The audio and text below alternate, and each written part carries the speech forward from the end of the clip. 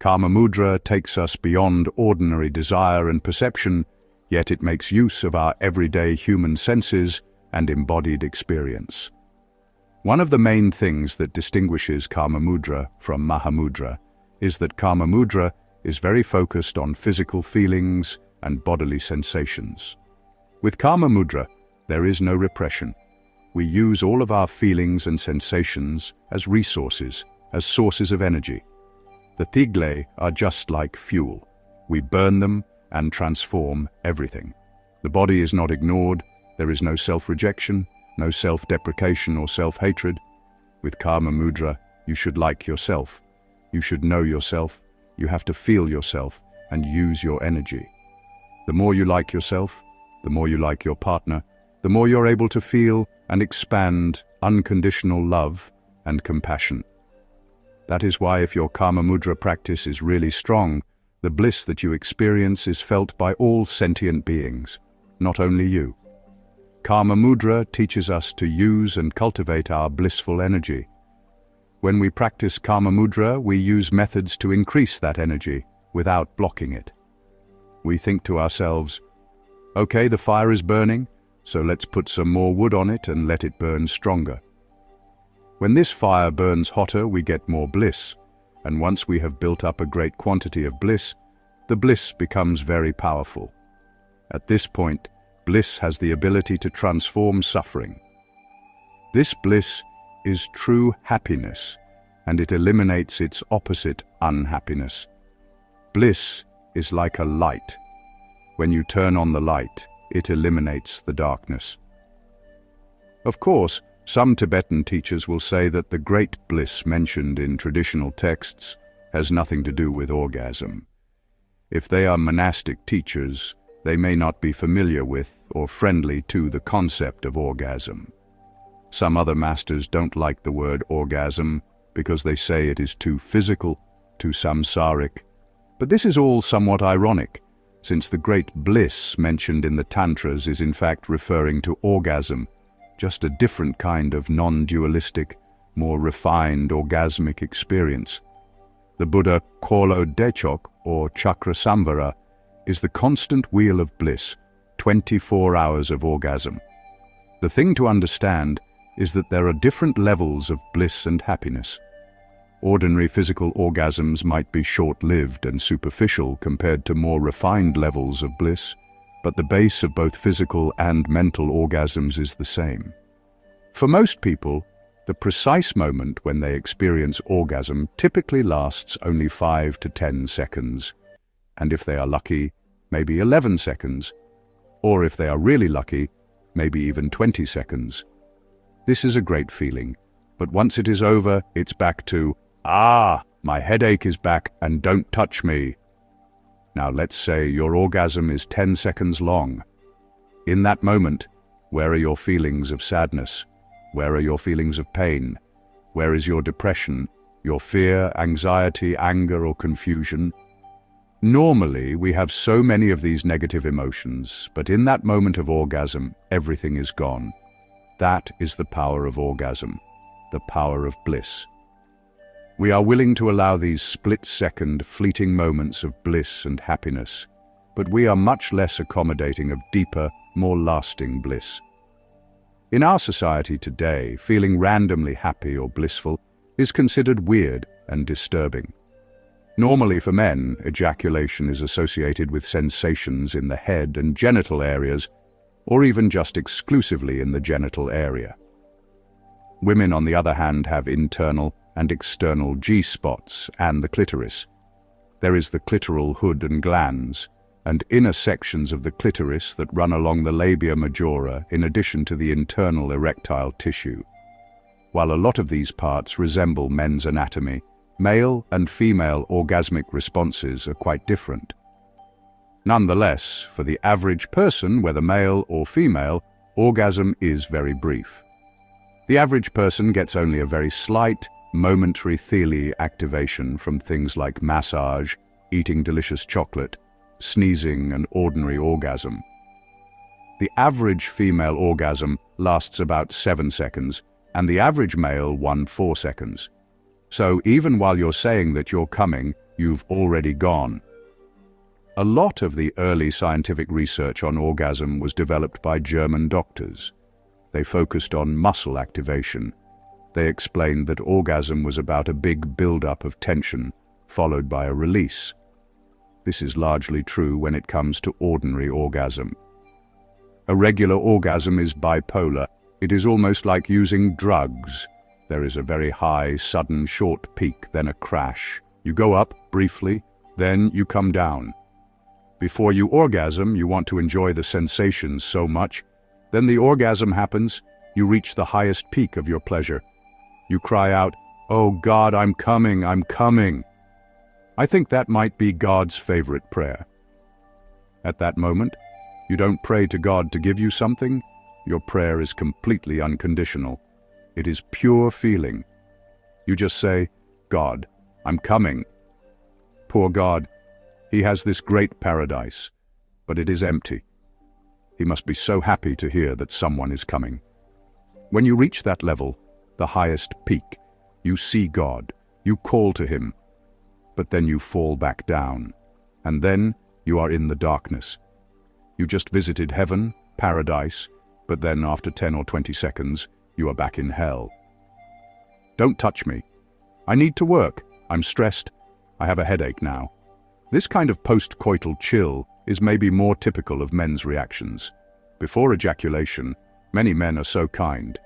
But then once they have got what they want, the beautiful angel has already turned into a demon. You thought you were sleeping with an angel, but one short orgasm later, and this little angel has become a demon. That's why the sudden shift in behavior that goes with regular orgasm resembles a bipolar disorder. What can we do about this? Let's say you have an ordinary orgasm once a night. That means that in a 24-hour period, for maybe just 10 to 20 seconds, your mind is completely free from any kind of suffering. That is good, but it is also too short. Why can't we extend that? According to Karmamudra, if your practice is good, you can increase the level of your orgasm and expand its duration. So, let's say that you can have an hour-long orgasm once per day.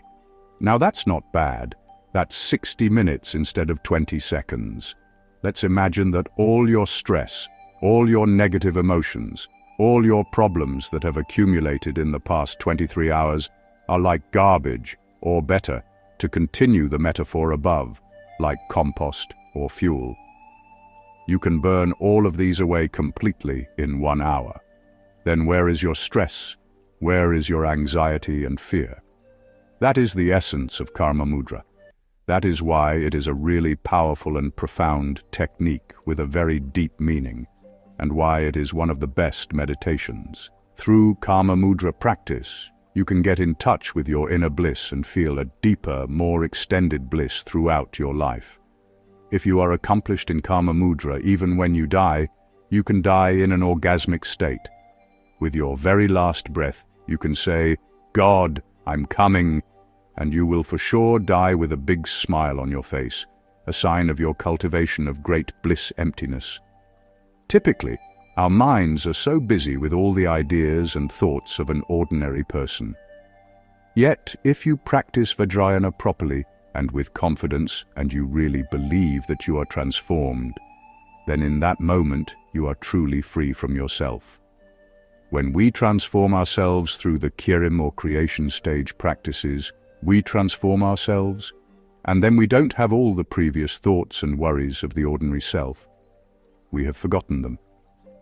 Once we have transformed ourselves, we are in the state of a Buddha or meditational deity. Everything that is, was, and will be is perfectly completed. Nothing is missing, and that is what is called Dzogrim, or the completion stage of Tantric Buddhist meditation. When we practice Karmamudra, all the light of our transcendent bliss penetrates the entire universe and all sentient beings. Even ladybugs, hummingbirds, butterflies flying past your window stop dead in their tracks. Ah! Oh my God! What is that? Bliss! Ah! Karmamudra teaches us to refine and expand our bliss. Even people who do not know about or practice Karmamudra have a sense of this. When they have a really good orgasm, they feel like they have such a big heart that they can deal with any problem and be friends with anyone. Likewise, when couples are in love, everything is so good. They experience a kind of pure vision. Their pure perception comes from the love and positive feelings that they are having from all their thigle growing inside. Unfortunately, in most cases, this feeling doesn't last. It isn't sustainable or renewable. People get disillusioned. The thigle butterflies they are feeling get exhausted, and then there is trouble. Then they may even try to replenish their feelings with some fake butterflies, and they have all kinds of problems. The exercises that follow are divided into several steps. The first few steps deal with breathing and visualization methods that can be performed either as solo exercises or with a partner. With these methods, one focuses on increasing the intensity and duration of the orgasmic state through breathing and meditating. Just by doing this meditation, some people have multiple orgasms. Just by breathing for a few minutes, it is possible to have 10 to 20 mini-orgasms. I know that many people will read this book and they will not be so interested in or involved with preliminary practices. They may skip over everything I've explained about Vajrayana and about all the different aspects of Karmamudra practice. The thing these people are most interested in is union practice, having actual sex with a physical partner. I do not provide in-depth details about union practice in this book. At the same time, even if I had chosen to not put any information whatsoever about union practice in this book, it is still true that most of you non-celibate readers of this book, whoever you are, whether you know about or want to follow traditional Karmamudra practices comprehensively or not, most of you have or will have sex regularly. So I think it is good that people who practice or want to practice Buddhism should at least know something, should at least have some practices that they can do to bring sexual intercourse onto the path. When it comes to partner practice, people sometimes think the most important thing to understand or to know about is some special esoteric technique or meditation. But really, one of the most important things for couples practice is understanding and accepting your partner. Maybe you have a situation where one partner doesn't really feel like having sex, but the other partner really wants to. There are always these kinds of difficulties in relationships, I think, these sorts of imbalances between partners. Let's say the wife is tired but her husband really wants to have sex. The husband really wants to ejaculate, for example. Or sometimes the wife really wants to have sex but the husband is tired. If you experience this kind of disharmony, if you encounter these sorts of conditions, then you can do the Karmamudra breathing training described below as a way to release your tension or frustration. When you do these practices together and really take your time, really do these practices in a deep and focused way, then it puts you both in a good mindset. It is important to explain these things because so many couples end up fighting, and this becomes one of the main causes of separation. Maybe a woman doesn't feel much like being intimate because she's not receiving enough respect from her partner. Maybe the woman feels pressured to have sex even though she is feeling disrespected and disregarded, and she ends up falling out of love with her partner. Then there's another situation. In Spanish and Italian, there is a proverb that translates to something like poorly or badly fucked. If a woman is very angry and nervous, people say that she is poorly fucked by her husband or partner.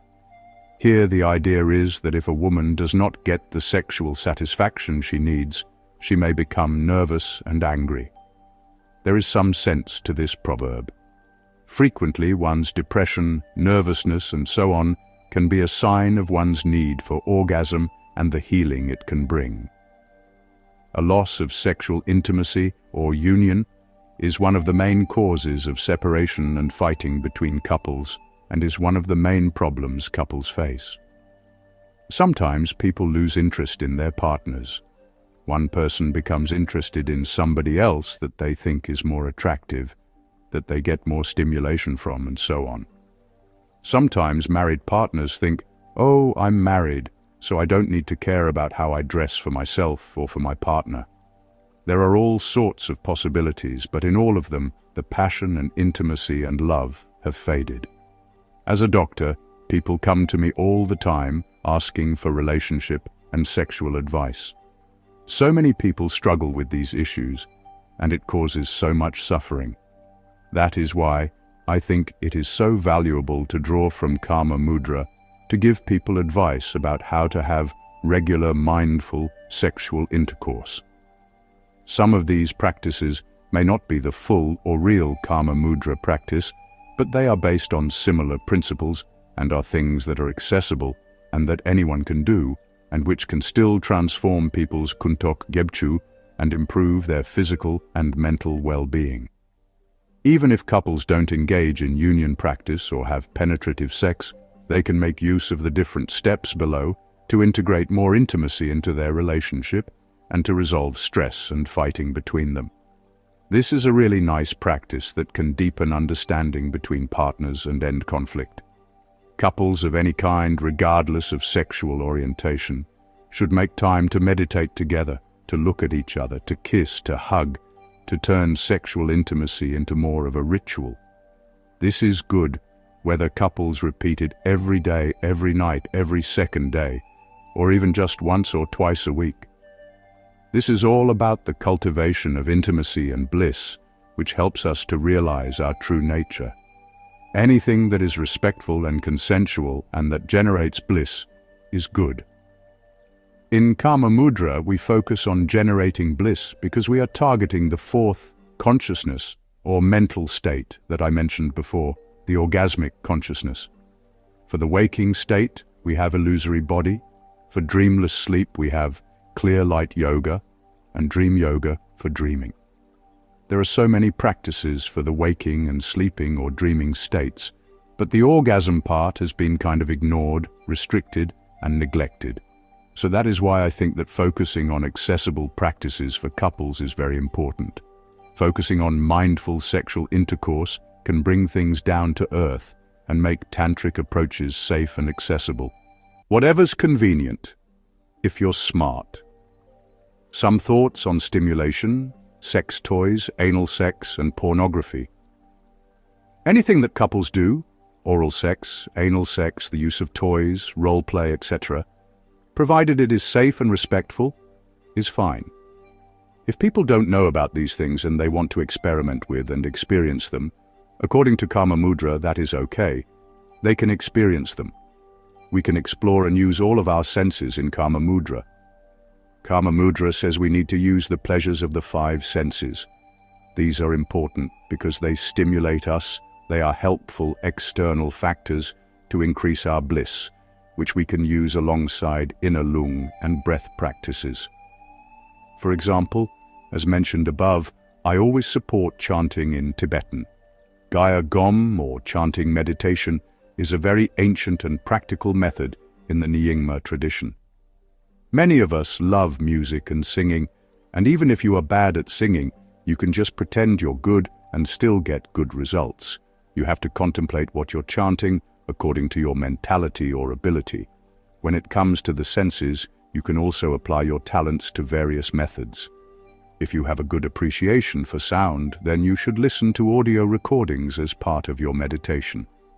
I encourage many people today to use audio recordings for meditation. I also once came across a very old book that discussed meditation for blind people. This book said that when they are meditating, blind people should not think of colors or forms, but about sounds instead. I was surprised to see this acknowledged. Some blind people have a very refined sense of touch. Some say they perceive even richer, more extensive inner colors than people who can see, kind of like with the darkness retreat.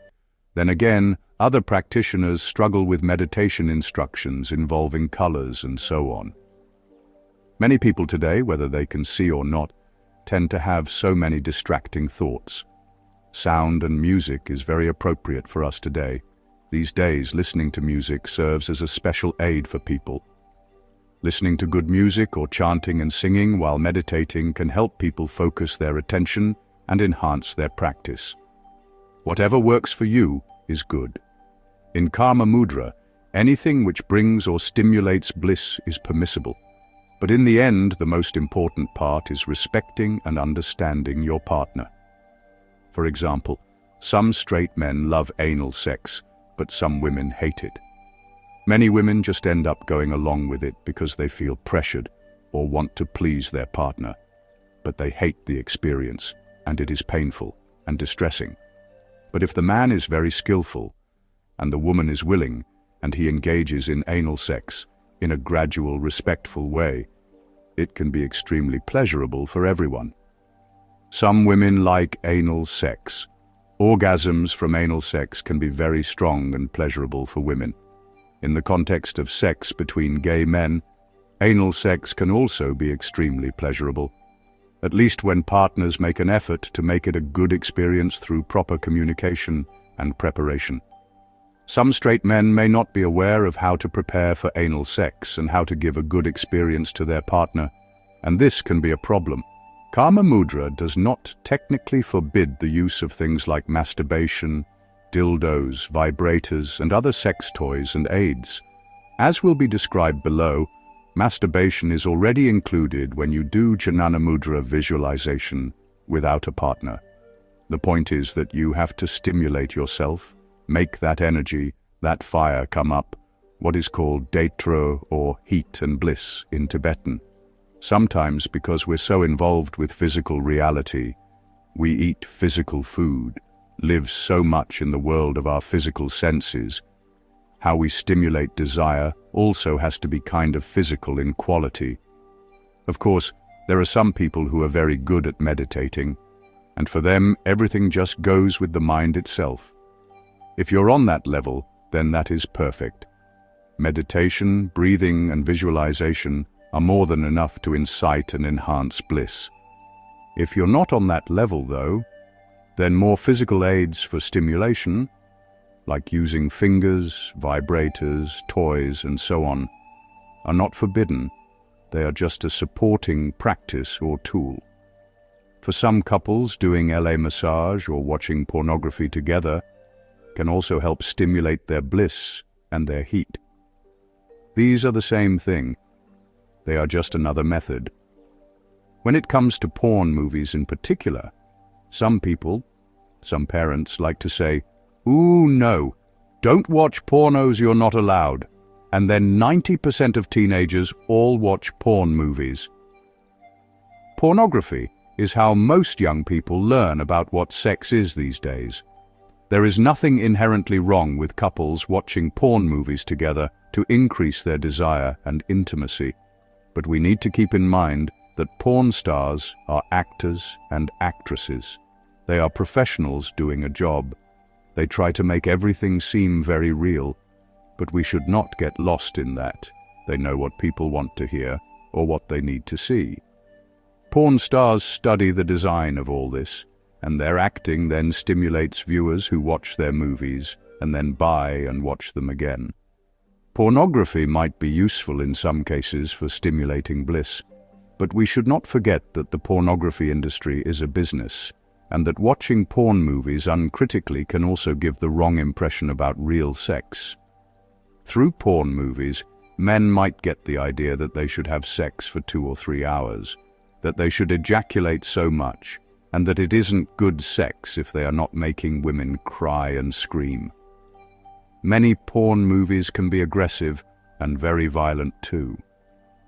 The woman is also often the only one making all the noise, and the man doesn't make as much noise because he doesn't want to be vulnerable.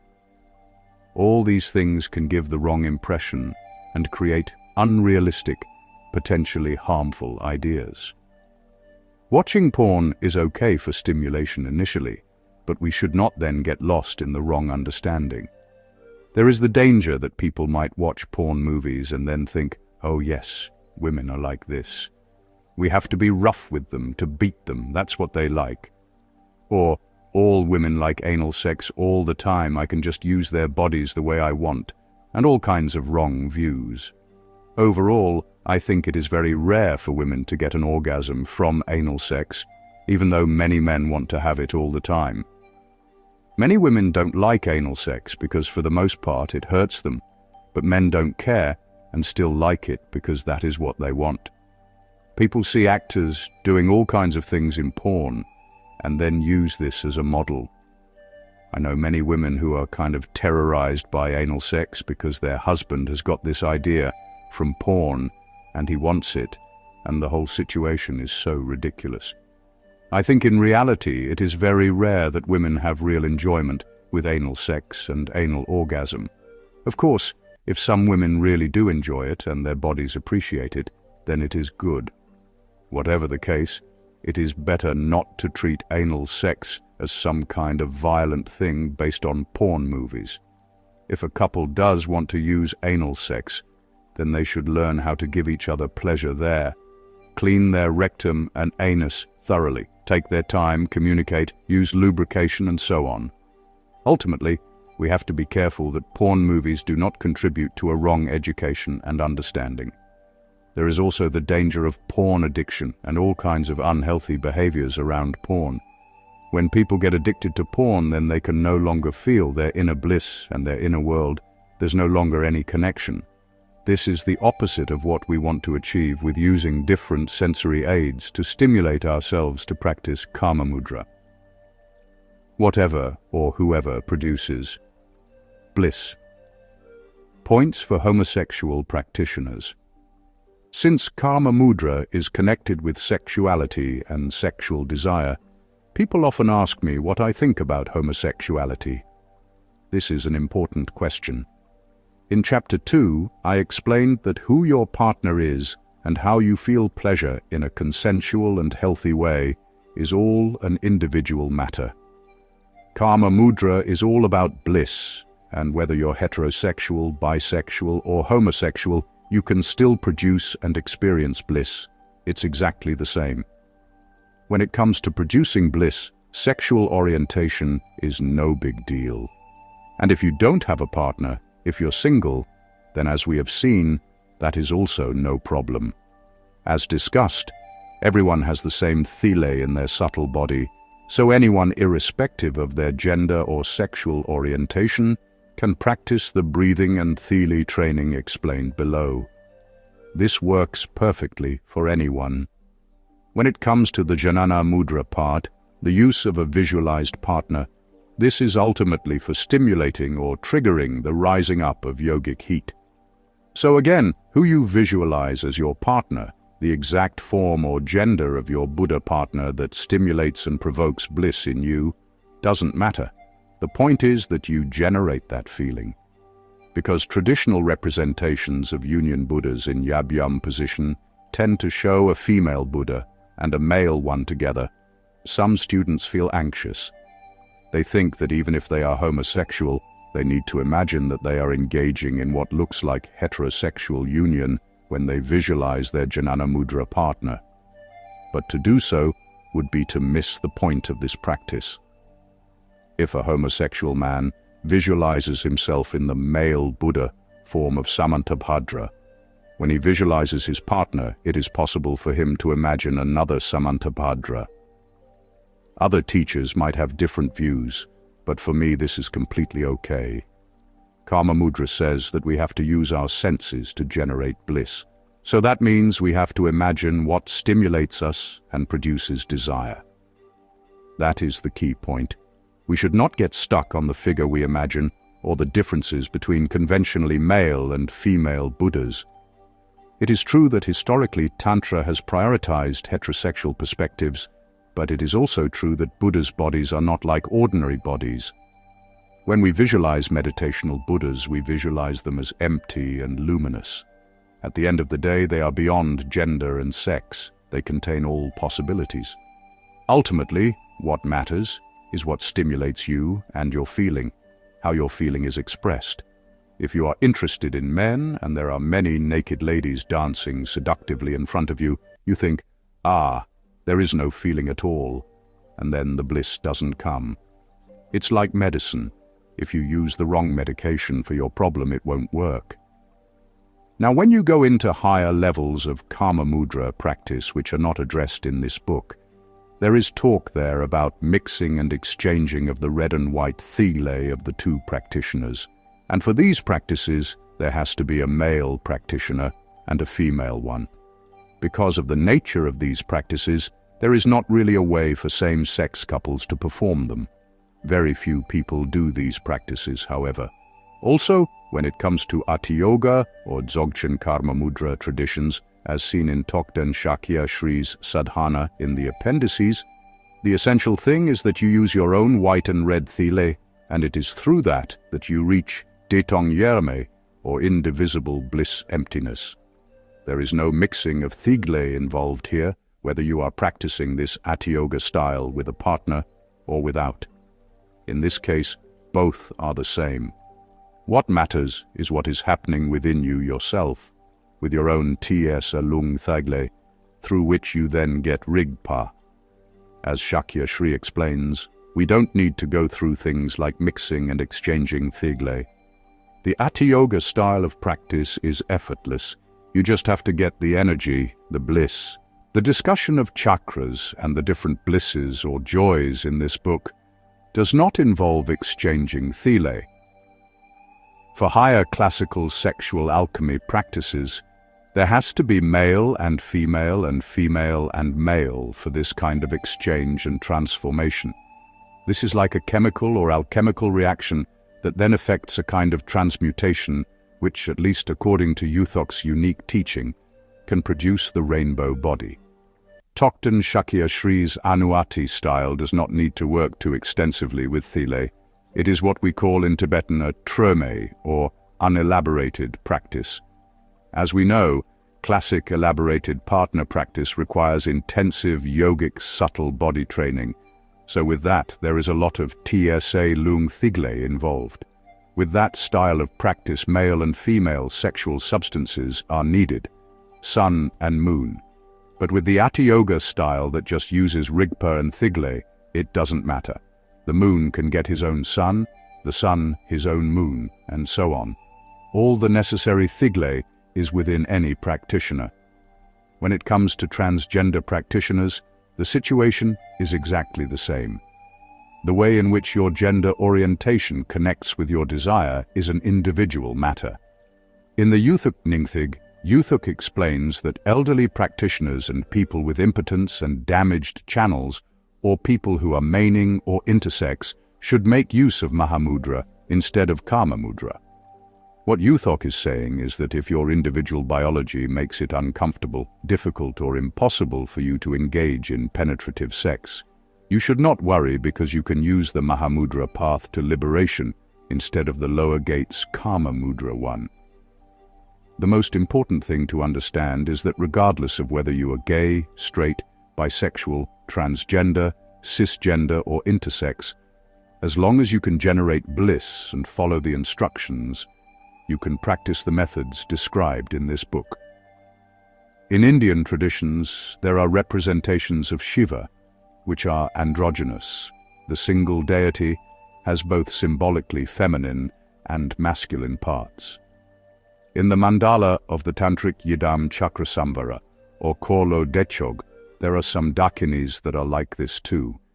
These goddesses are represented with two different colored halves, white and red, green and blue, and so on. This imagery is useful because it really shows how we all have both solar and lunar natures.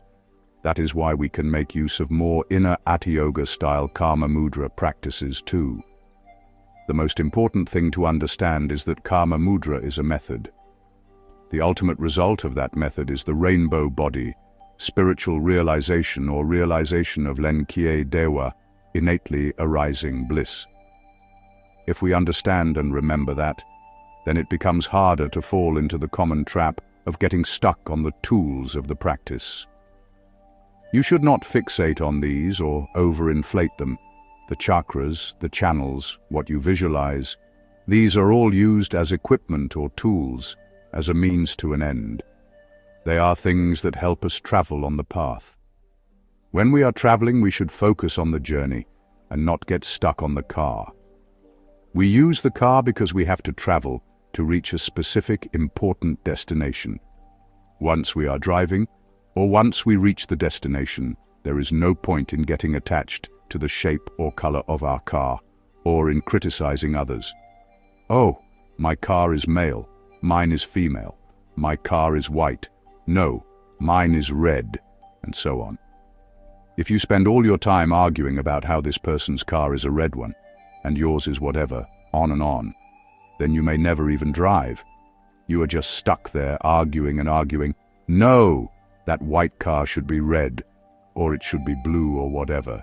Not only is this a waste of time, but it misses the point. So this is very important to keep in mind.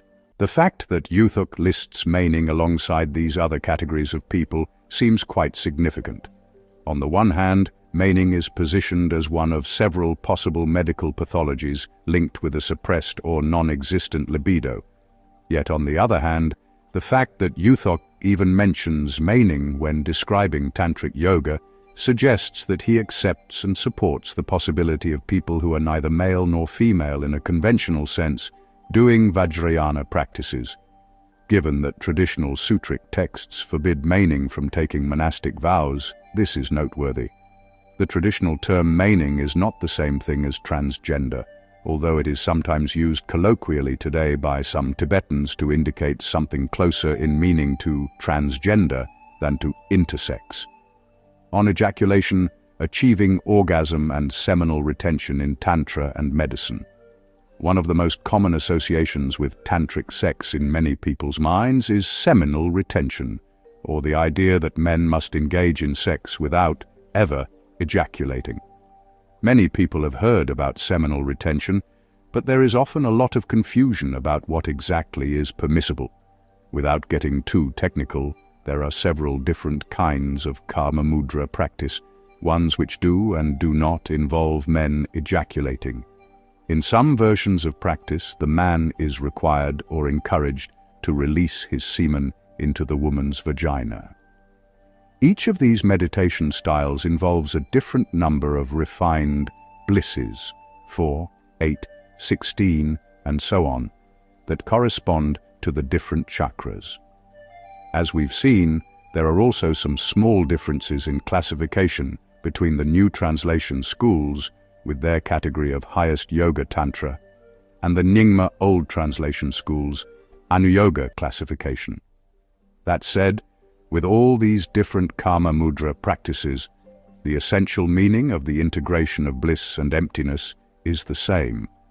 When it comes to practices for pulling up or reversing the direction of the thigle, where one brings the thigle down, retains it, then reverses it back up, and then spreads or permeates it out, there are practices in which one only pulls up the white thigh, and practices where one pulls up the white and red drops together.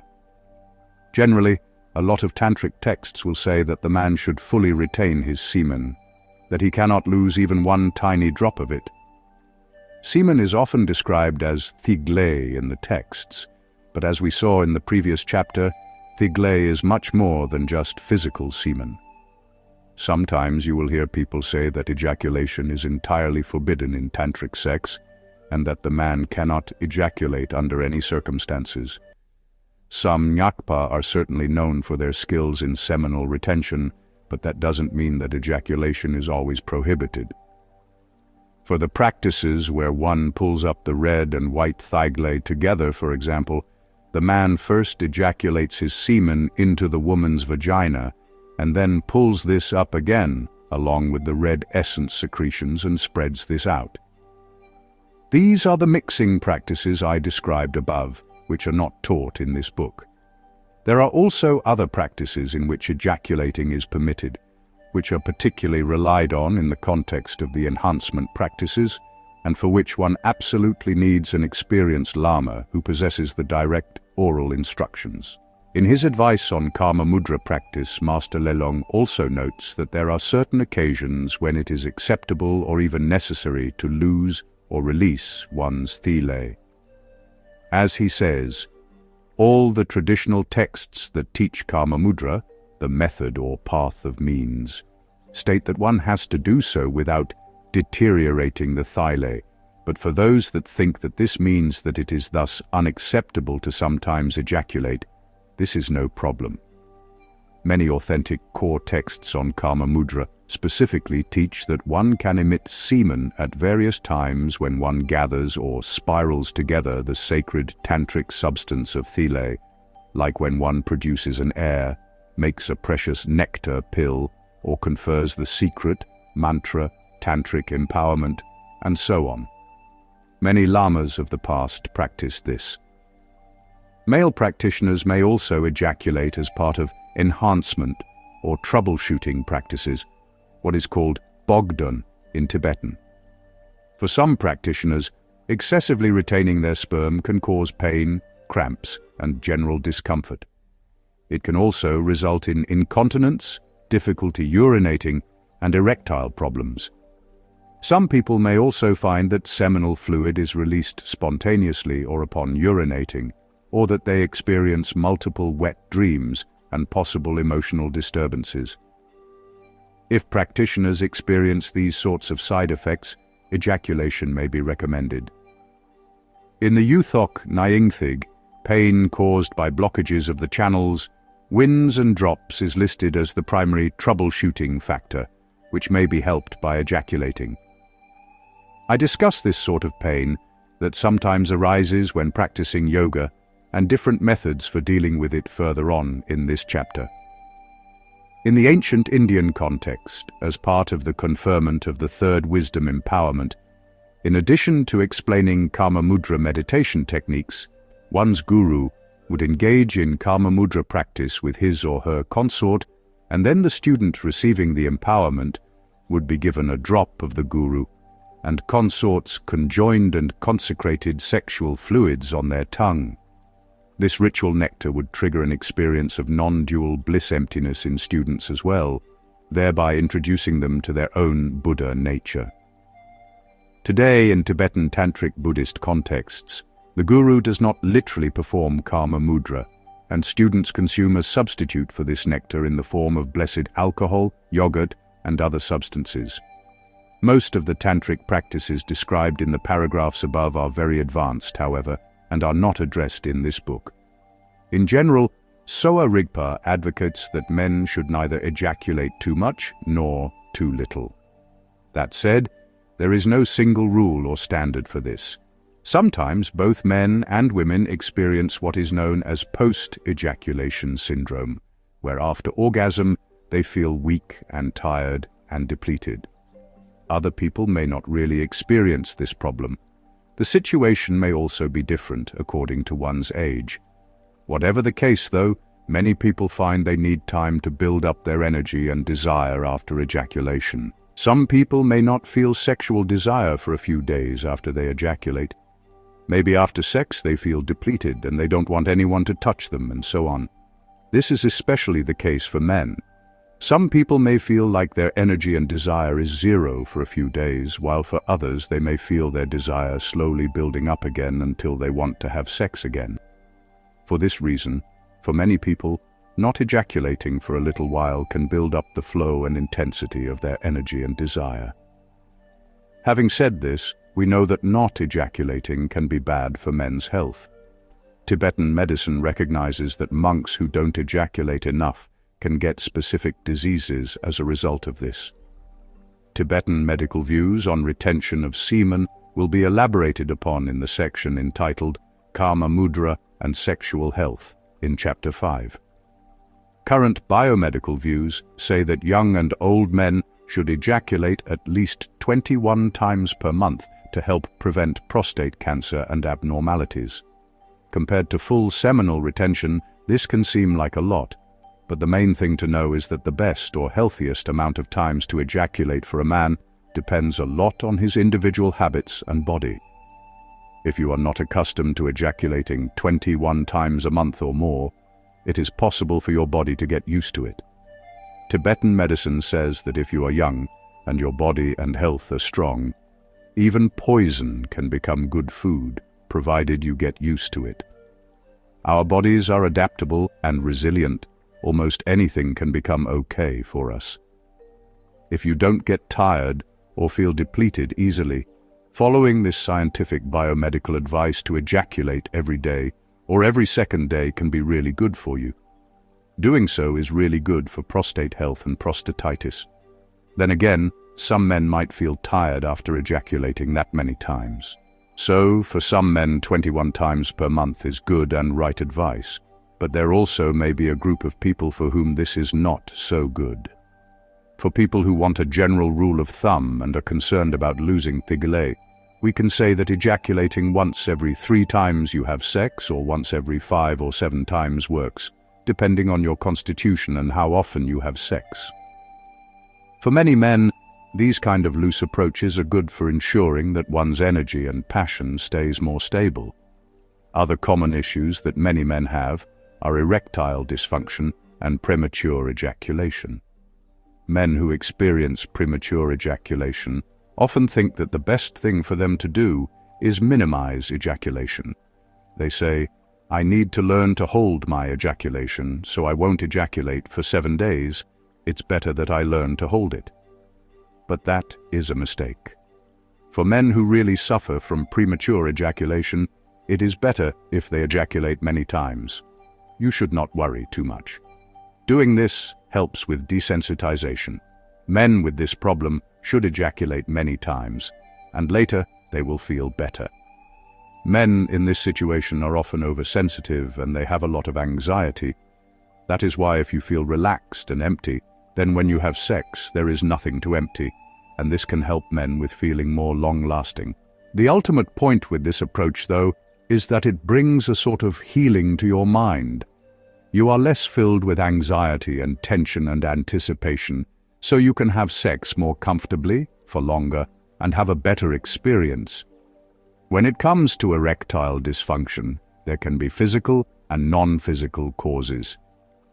Many men's problems with erection are linked to psychological issues, and these can be helped through meditation and cultivating of bliss. I discuss these issues a little further in the next chapter. Issues relating to ejaculation may not be relevant for women, but this broader point about feeling relaxed and comfortable and being free from anxiety during sex is very relevant to women as well. One of the most common sexual problems for women is not finding or experiencing sexual pleasure and orgasm. This can lead some women to push too hard to experience these things and add to their stress and unhappiness.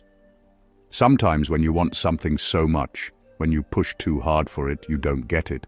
Then one day you give up, and then suddenly you get it, effortlessly. This is especially true of orgasm and sexual pleasure. There is even a joke about this that compares happiness to orgasm. The joke says, "Don't chase after happiness. Happiness is like an orgasm. The more you want to have one, the more you don't get." So many women have the problem of being sexually dissatisfied or of not experiencing orgasm. Women will often blame themselves for this when the problem is really their partner. I know one lady who was not getting orgasms, and she was feeling terrible about it. She tried so hard to have an orgasm, but just ended up being traumatized by her husband. But later she was really surprised. She got a new boyfriend, and now she has 5 or 6 orgasms on average every night. She has a better connection with her new partner, he knows how to please her, and most importantly, her mind and body are no longer tight and anxious. She's relaxed, and that is one of the most crucial things when it comes to practicing Karmamudra and mindful sex. Even though the Yuthok Nyingthig Karmamudra practices are focused on a particular Yidam couple, one of the great things about Yuthok's teaching is that he says you can still keep whatever secret highest yoga tantra yidams you may already be practicing and visualize these instead as part of your meditation. The actual practice. When it comes to Yuthok's style of Karmamudra, there are 5 main steps. In this text, we will focus on the first 3, which can be done with or without partner. The last 2 steps involve generating bliss with a physical partner. As I mentioned, even if most readers haven't received Lung, Tri and Wang or done the preliminary practices, and even if they will not do the full Karmamudra partner training in retreat or anything like that, in any case, most of us are lay people. Most of us are already having sex regularly regardless, So I will give some simple suggestions on how to do the last 2 steps with your sexual partners in a simple way. Normally, when we practice tantric yogic meditations, we begin by imagining ourselves as some specific yidam or tantric meditational deity.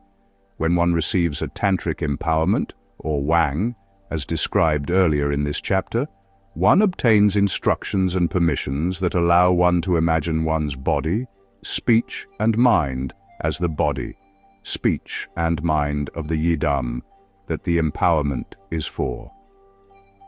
This is all about realizing one's true nature and capacities through the pure and perfect model of the meditational deity or Buddha. Self-generating or imagining oneself as a Buddha helps one to stay grounded in one's underlying wisdom, one's pure awareness, compassion, and bliss. When one practices Karmamudra, one imagines that one is uniting with one's consort, whether in the imagination or one's physical partner, as the yidam. One's partner is also visualized in appropriate pure Buddha form. Highest Yoga Tantra and Anu-Yoga practices typically involve the use of fierce or wrathful Buddha forms. Even though the Yuthok Nyingthig Karmamudra practices are focused on a particular yidam couple, one of the great things about Yuthok's teaching is that he says you can still keep whatever secret highest Yoga Tantra yidams you may already be practicing and visualize these instead as part of your meditation. Yuthok's approach is flexible and non-prescriptive. You don't need to transform yourself into any other kind of deity. You can use the form and mantras of your own meditational deities. Yuthok's teaching is really amazing. For every specific type of tantric yoga that he teaches, he says, you can use the yidam that you have already been practicing, rather than switch to the Yuthok Nyingthig system. Whatever meditational deity you practice, you should remember that the yidam is like your secret lover. These days, a lot of students in the West are always asking, so, what's your yidam? This kind of question is connected with the strong thirst that so many people have today for secret knowledge. Empowerment, yidams, and so on refer to inner realities. Rather than gods or goddesses out there, they point us inwards, towards subtle realities. In general, it is best to keep your yidam secret. Such secrecy is necessary because this inner spiritual dimension is very personal and easy to misunderstand. And we need to contain and retain the spiritual energy that we generate through our practices. Many readers of this book will not have received highest Yoga Tantra empowerments, and that's okay. If you don't already have a yidam or are not accustomed to wrathful yidam visualization, you can do these practices by visualizing yourself and your partner as the union Buddha couple Samantabhadra and Samantabhadri, who are known as Kuntu Zangpo and Kuntu Zangmo, all good, in Tibetan. Samantabhadra is the primordial or unembellished Buddha. He is associated with Dzogchen or Ati-Yoga, and he represents our innermost essence. He is our primordial awareness, ever present since before the Big Bang. Unlike many other Tantric Buddhas, Kuntu Zangpo has no special clothes, ritual objects, or jewelry.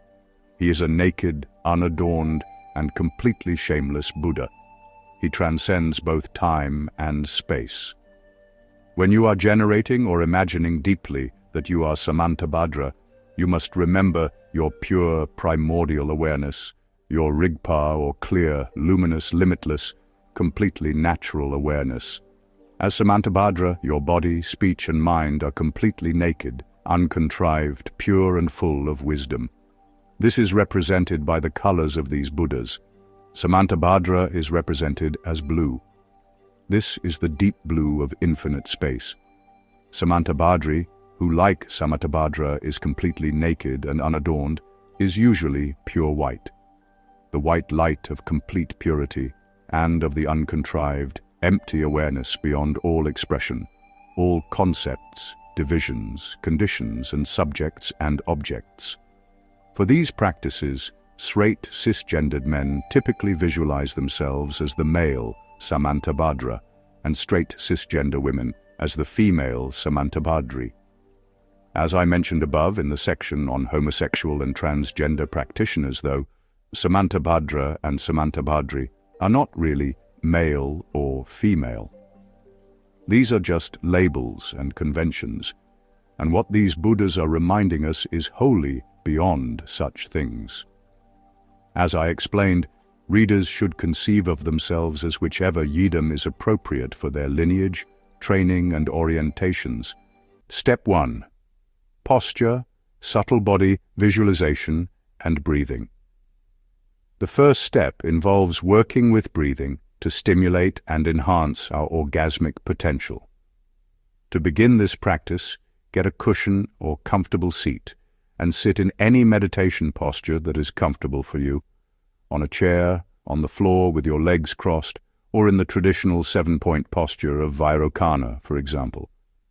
If your legs are crossed, you can hold both of your knees and sit still, or you can grip anywhere on the leg. Straighten your back and keep your neck slightly down. Close your eyes and take some deep, slow breaths to relax and focus. The instructions in the Yuthok Nyingthig suggest focusing your eyes straight ahead or pointing them slightly upwards, but this is up to you and what works in your own practice. If it helps you to simply close your eyes to minimize distractions, do so. You can also use an eyes half-closed, half-opened gaze. Next, visualize yourself as Samantabhadra, Samantabhadri, or your own yidam, alone and not in union. Imagine that your body is empty. Your whole form is luminous and hollow, like you are made of light.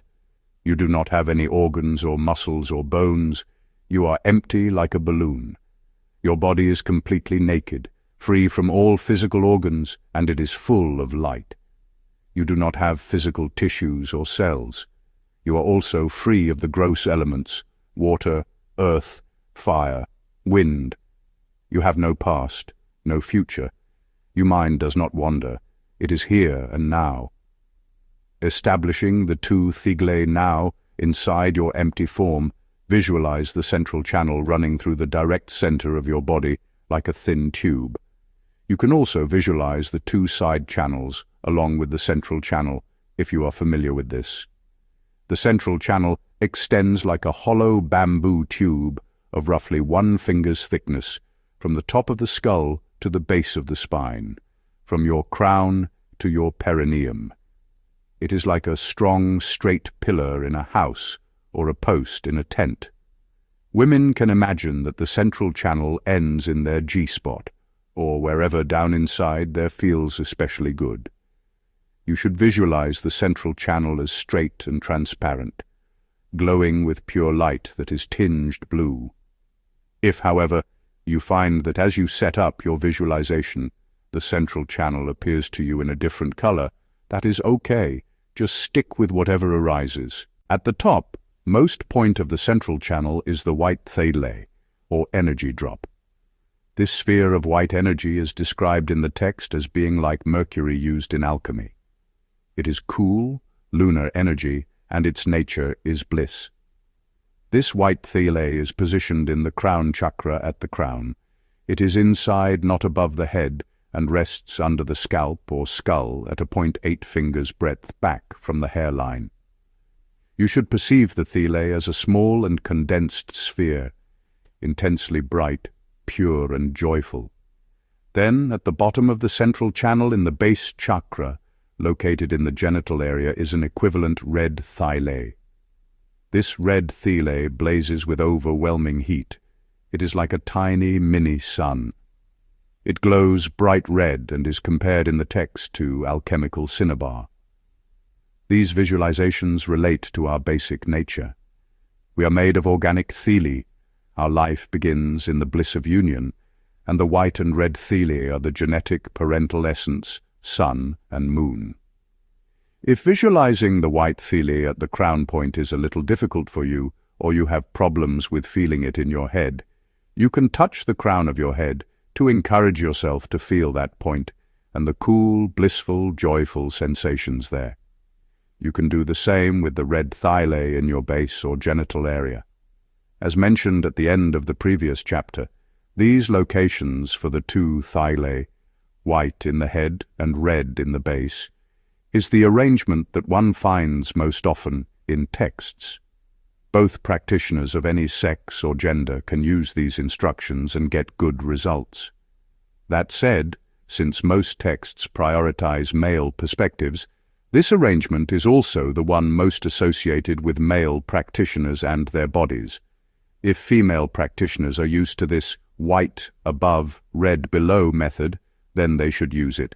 However, in the Yuthok Nyingthig, Yuthok teaches that yoginis who are just beginning the practice for the first time can invert the usual positions and cultivate the red thylae at their crown and the white thylae at their base. This is yet another example of the inclusivity and flexibility of Yuthok's system. Visualizing the turquoise hung. In addition to the red and white drops in the central channel, at your heart center in the middle of your chest, midway between your nipples, you should visualize a small hung syllable. This hung syllable is one of the mantric speech thylae I mentioned before. In the text it says that the hung emerges from reddish turquoise radiance at the heart center, which is the expression of one's most essential, refined, subtle energy and awareness. The hung syllable is Yuthok's seed syllable, and so you can visualize it as a glowing turquoise color, since this is Yuthok's color. This hung is your mind, your consciousness. It means that your mind is manifesting as Yuthok's pure Buddha awareness, that there is no separation between your consciousness and his. As with the central channel before, though, if the little hung appears for you in any other color, that is okay too. You should imagine this hung in detail. Take care to visualize the crescent and circle mark at the top of the letter and the U vowel mark or shabkyu hook at the bottom. If visualizing this Tibetan mantra syllable is too difficult for you, you can also just imagine a turquoise blue energy drop or sphere in your heart center. 23. Yuthok, PA, in Tibetan is more of a title than a personal name, meaning the one with the turquoise roof. The label was given to Yuthok after he cured the king of the Nagas, Tibetan Lu, or water spirits, after the king's daughters appeared to him and requested he travel beneath a lake to their realm to help their ailing father. In repayment for his treatment, the Naga spirits made showers of turquoise fall miraculously from the sky onto the roof of the great doctor's house, and he thus became known as the man with the turquoise roof. Visualization for breathing practice 1. Sit in the 7-point posture of Vairocana or any comfortable position with your spine straight. 2. Visualize yourself as your Yidam deity or Samantabhadra or Samantabhadri. 3. Imagine that your body is empty, naked, hollow and luminous, full of light and free from all material substances such as organs, muscles and bones. 4. Visualize the central channel, straight and transparent, glowing with pure light that is tinged blue. 5. At either ends of the central channel, at the root and crown chakras, visualize the red and white thygles. For men, white in head and red in base. For women, red in head and white in base. 6. At the heart center, visualize a small turquoise hung syllable, representing your consciousness. 7. Direct the gaze of your eyes ahead or upwards and practice the breathing, as instructed below. Working with the breath. Once you have established and stabilized this visualization, you can then move on to the breathing part. Inhale slowly and deeply, and as you do, imagine that the hung syllable moves down with your breath through the central channel and touches the red thylae at the base or genitals. Breathe through your nose or through your mouth, as is comfortable for you. When the hung syllable touches the red thylae, the blissful heat and fire in your base intensifies dramatically. Hold your breath and really feel the red-hot blissful heat expand and amplify. Then, when you exhale, The hung travels up the channel to unite with the white thyle at the crown. As it moves up, it hooks a little bit of the red thyle energy with the shabkyu vowel mark and brings it up to mix with the cool white lunar energy of the thyle at the crown. If you are visualizing a turquoise drop of light and not the hung, just imagine that a portion of the red heat energy is taken up by the drop to blend with the white thyle. When the hung touches the white thyle, the cool white bliss in your head expands and intensifies. Take your time before inhaling again to really feel this sensation in your head and skull. Then, when you inhale again, the hung pulls in a little bit of the white lunar energy through the circle at the top of the syllable, like a thread being pulled through the eye of a needle.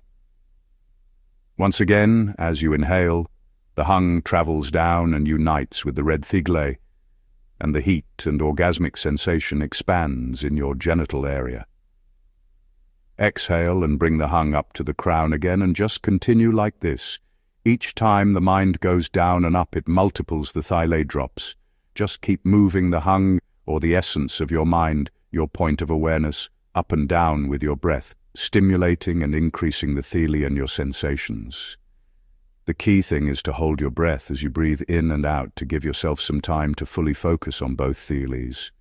Keep your gaze and eyeballs rolled up, and from time to time remind yourself again that your body is the deity's body. Don't think about your physical organs or body. Your body is empty like a balloon and made of light.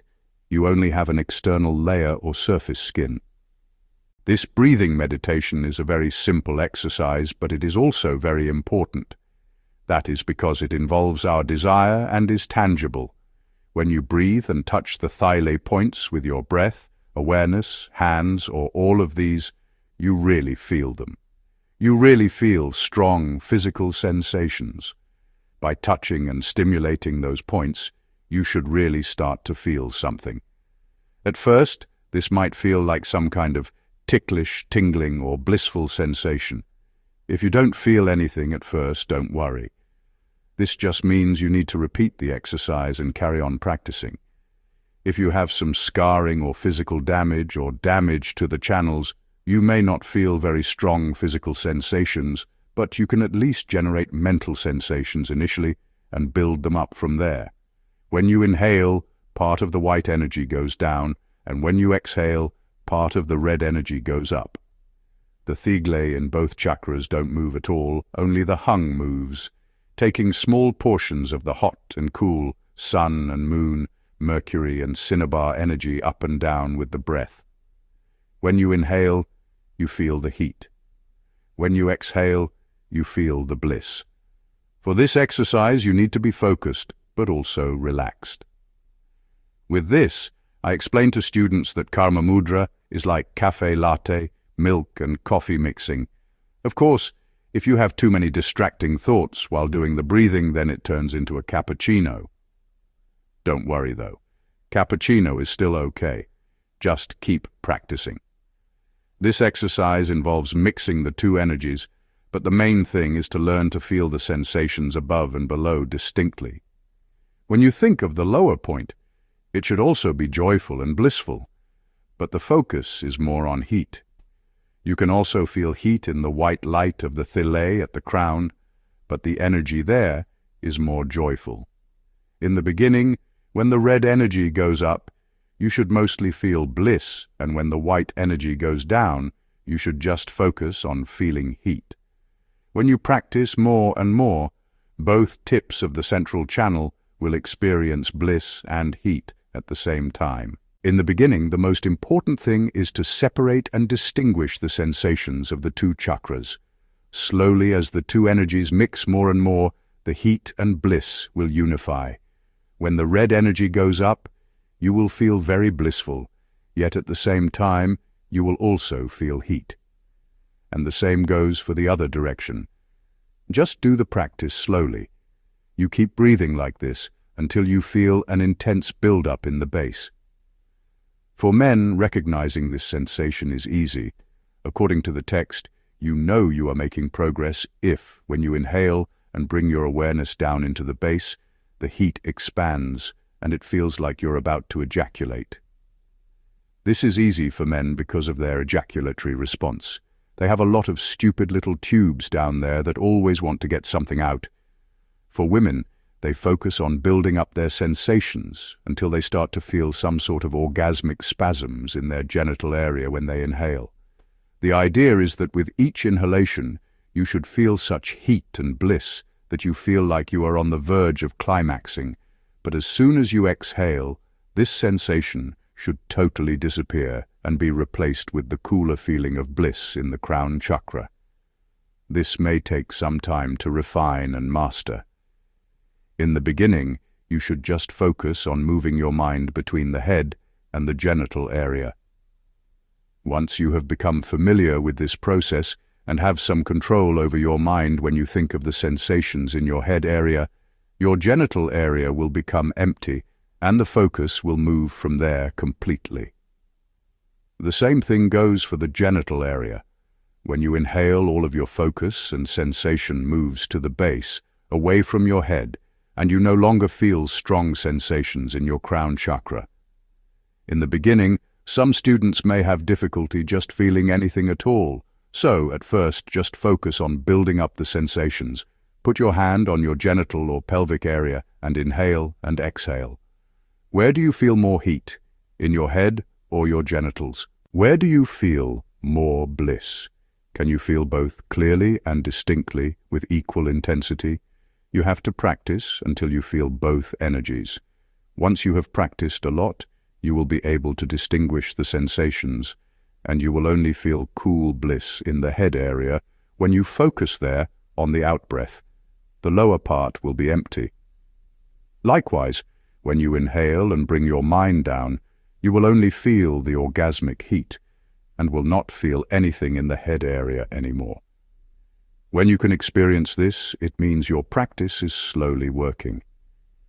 Being able to alternate neatly between the sensations in the base and crown chakras, when you can make the heat and orgasmic bliss as intense as possible in the lower parts 1 minute, then smoothly refocus on the bliss and only slight heat in the crown with the exhalation of breath.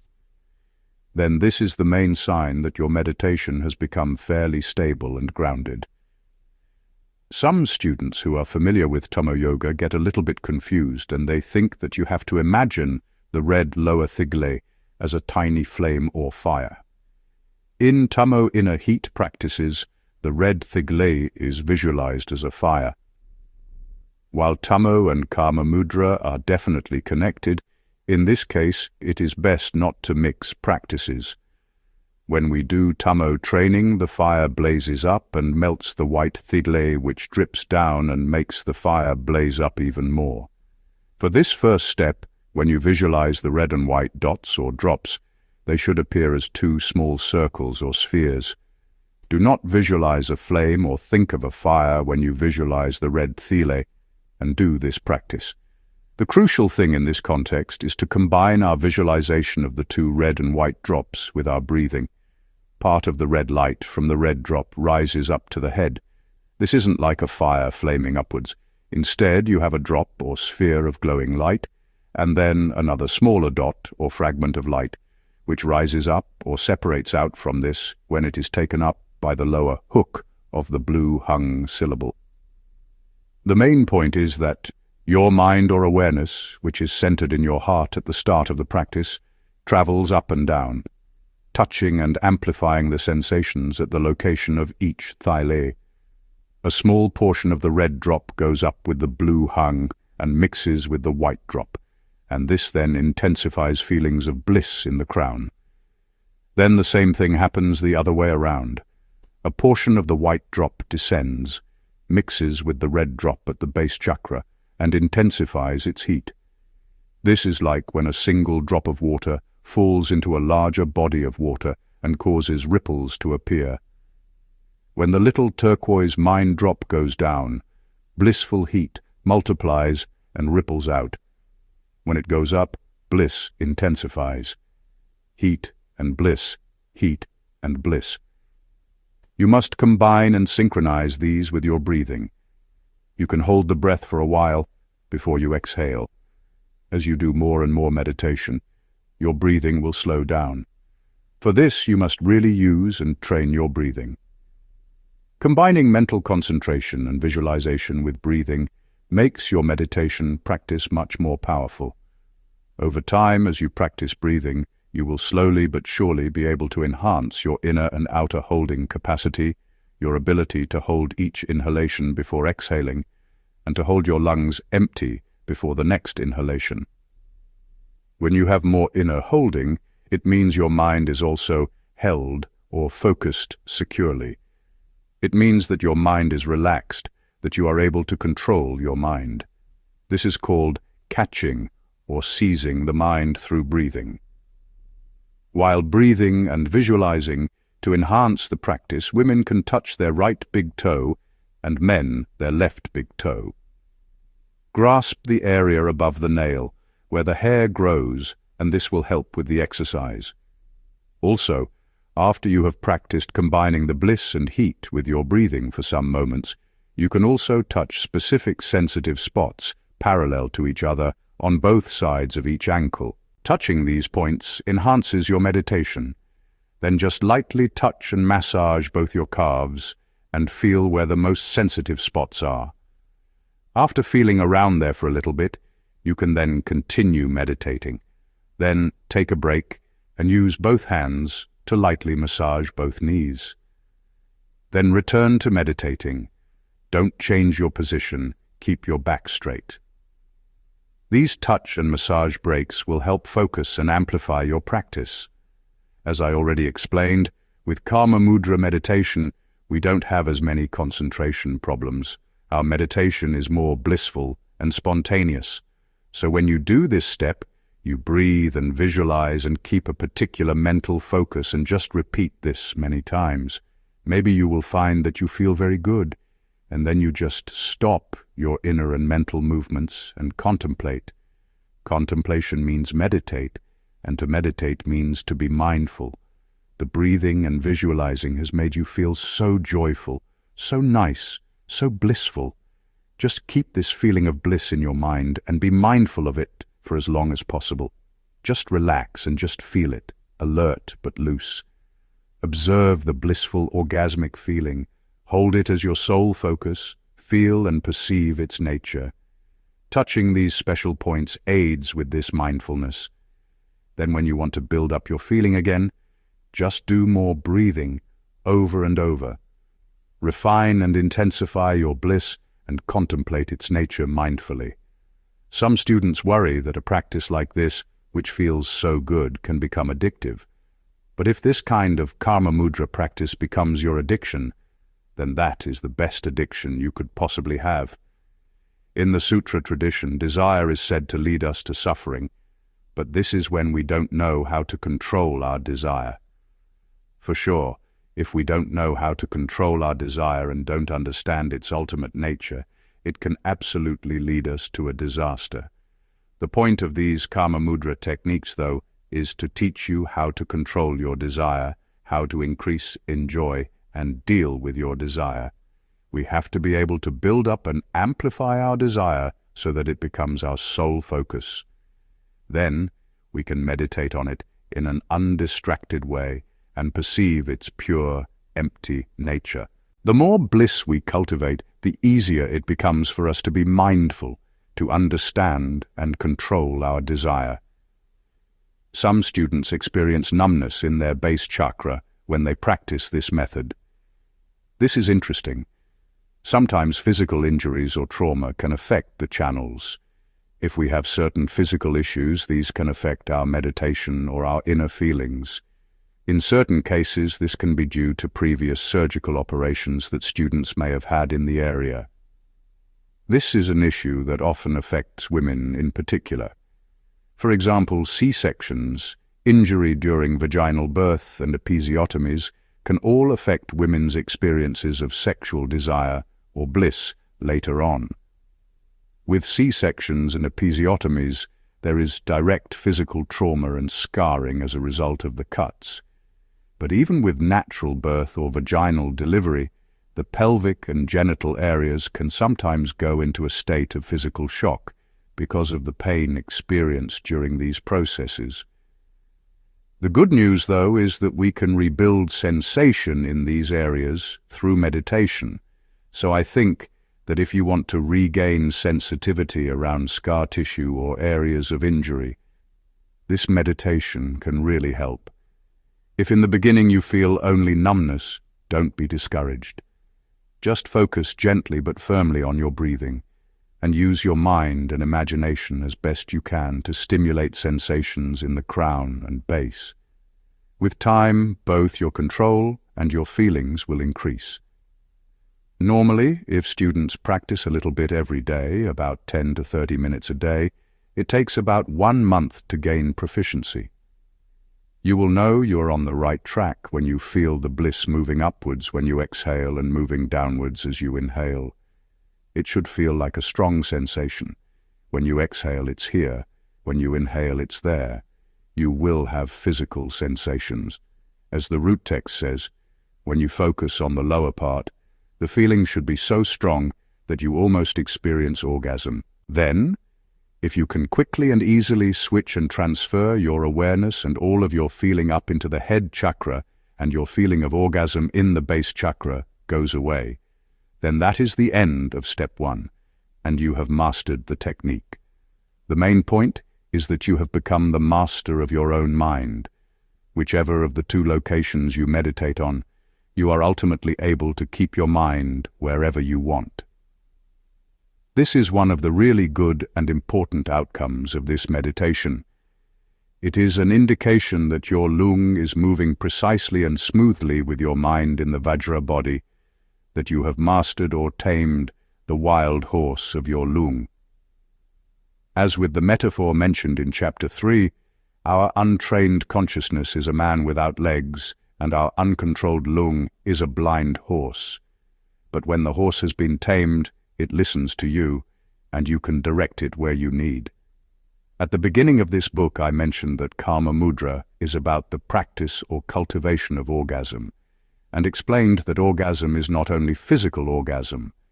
I mentioned how we should be more mindful when we experience orgasm, so that we can experience the many sensations and feelings that are possible with orgasm, and which are much subtler and more refined compared to rough physical orgasms. These subtle feelings are more powerful than those associated with ordinary orgasm, and they can transform our minds and destroy our anger, sadness, and fear. This breathing method is an introduction to this subtler orgasm. It is the first step towards this kind of practice. Breathing like this and learning to build up your heat and bliss allows you to feel yourself and your energy better in a deeper, subtler way. When your mind is relaxed, you are able to control it. And with this breathing, our mind becomes more subtle. In the later stages of Karmamudra, we need to feel the different levels of bliss or orgasm in each of our chakras. As we saw, empowerment opens our 5 chakras, and then with Karmamudra, we learn to feel the great bliss and light of each chakra individually and deeply. In order to experience all of these blisses or joys, we need to have a firm and subtle mind. This breathing training brings this subtlety and allows us to put our mind somewhere and have it stay there. You can cultivate these subtle sensations whenever is convenient. Sometimes when we fall asleep, we get a strong sensation of bliss or emptiness, so it can be useful to practice this breathing and visualizing when we are lying in bed before we go to sleep. You can lie down on your right side. This is the best lying down position to sleep in for the channels and winds, and you can use your hand to help guide and focus your breathing and visualizations. Often as you fall asleep, the orgasmic sensations become more subtle and intense, and this can be good to familiarize yourself with. Even if you don't practice this exact method, it is still important to include the central channel in your visualizations. From time to time throughout your day, recall that special, pure, hung energy in the central channel. This is also useful for Bardo yoga training, which teaches us how to prepare for having control over our subtle consciousness when we die. As it happens, The feelings involved in this meditation are very similar to those that arise when we die, and a very similar breathing meditation is recommended in Bardo Yoga for before death. This meditation also involves the two thigles. If you are good at this simple Karmamudra meditation, then, the moment you are dying, you will not have any fear or confusion. Since you know that your exhalation is sending up the red thyle and filling you with bliss, and since you know that with each inhalation you are sending down the white thyle and feeling full of heat, you won't die with fear, you will die with orgasm instead. This sounds a bit like a joke, but this really is a good death. It is the absolute best and most helpful way to die. Steps of breathing practice for men. 1. Sit in the 7-point posture of Vairocana and do the steps of visualization. Breathe through your nose or mouth, as is comfortable. 2. Inhale slowly and deeply. As you inhale, imagine that the turquoise hung syllable at your heart moves down with your breath through the central channel and touches the red thyle at the base of the central channel. 3. Hold your breath at the top of the inhale and feel the heat in your base intensify and expand. 4. Exhale slowly and deeply. As you exhale, imagine that the hung travels up the channel to unite with the white thyle at the crown. As it moves up, it hooks a little bit of the warm red thyle energy with the shabkyu, vowel mark below the hung, and brings it up to mix with the cool lunar energy of the white thyle at the crown. 5. Hold your breath after exhaling completely and feel the cool white bliss in your head intensify and expand. 6. Inhale again. As the hung descends the central channel, it pulls a little bit of the white thyle from the head down with the circle at the top of the syllable to mix with the red-hot energy of the thyle at the base. 7. Repeat the cycle of breathing several times in a focused and relaxed way. Steps of breathing practice for women. 8. Sit in the 7-point posture of Vairocana and do the steps of visualization as described on page 213. Breathe through your nose or mouth as is comfortable. 9. Inhale slowly and deeply. As you inhale, imagine that the turquoise hung syllable at your heart moves down with your breath through the central channel and touches the white thyle at the base of the central channel. 10. Hold your breath at the top of the inhale and feel the bliss in your base intensify and expand. 11. Exhale slowly and deeply. As you exhale, imagine that the hung travels up the channel to unite with the red thyle at the crown. As it moves up, it hooks a little bit of the cool, blissful white thyle energy with the shabkyu, vowel mark below the hung, and brings it up to mix with the warm solar energy of the red thyle at the crown. 12. Hold your breath after exhaling completely and feel the heat in your head intensify and expand. 13. Inhale again. As the hung descends the central channel, it pulls a little bit of the hot red thyle from the head down with the circle at the top of the syllable to mix with the cool, blissful energy of the thyle at the base. 14. Repeat the cycle of breathing several times in a focused and relaxed way.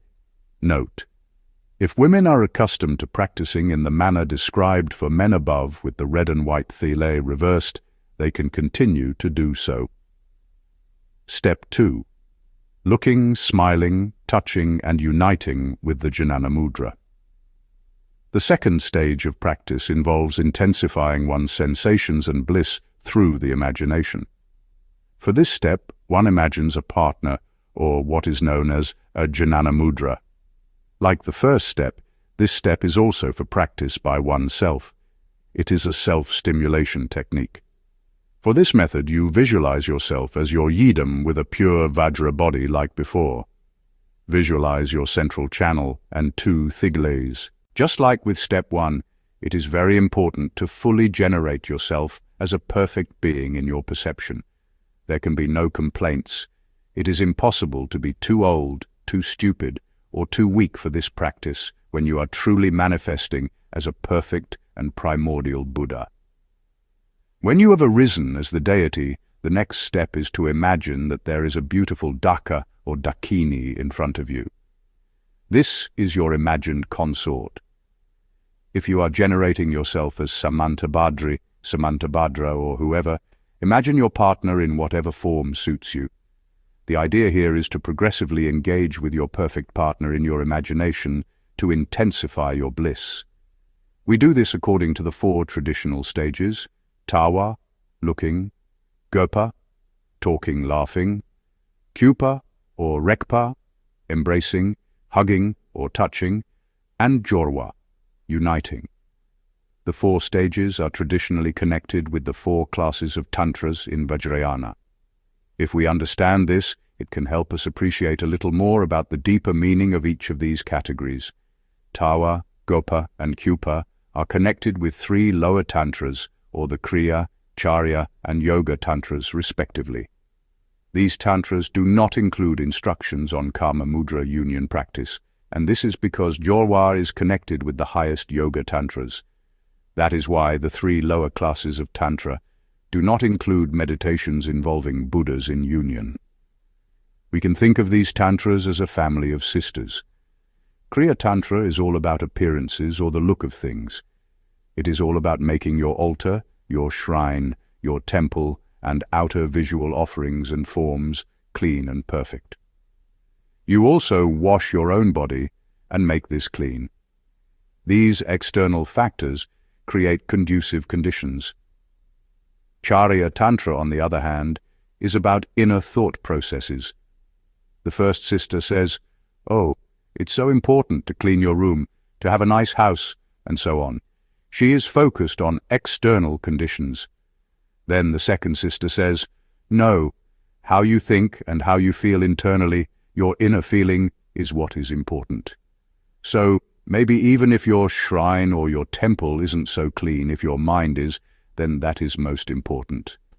And then the third sister, Yoga Tantra, intervenes and says, "Wait, no, they're both equally important." With the Yoga Tantra, there is touching or embracing of factors. Ritual cultivation is 50-50. It is about half external and half internal preparations. Each sister is a little smarter or more sophisticated than the next. The first one says, "Clean your house." The second one says, "No, no, no, clean your head." And then the third one says, "Clean them both." With each sister, different methods become permissible or obvious. So when it comes to the stages of Karmamudra, one sister or level says, "Looking is enough." Then another says, "No, you can laugh and smile." Then the next says, "No, no, you can hug." This depends on the level of desire. With each level, the feeling intensifies. With the last, oldest sister, we are in the domain of Anuttara Yoga Tantra, which talks about sexuality, about union. She is the biggest, most mature sister. As I explained in Chapter 2, she goes beyond just external and internal realities, or even a balance of both, and says, "Wait, we have to know what our problem is, and then we have to realize that that is our talent." This is the essence of Vajrayana, the path of union, of the super-sister of non-duality. Tawa, looking. Now, sometimes when students imagine their Buddha consort, they look at traditional pictures and come up with an accurate enough approximation of what they see, but their visualization is really flat and boring. Even if you visualize a Buddha Jnana Mudra correctly, it is useless if it does not excite you in any way. I think part of the problem here is with styles of representation and people's ideas about Tantric Buddhist imagery. If you read traditional texts that describe Tantric Buddhas like Vajrayogini, Vajravarahi, Kurukule, or Chakrasamvara, these texts are very evocative and well written.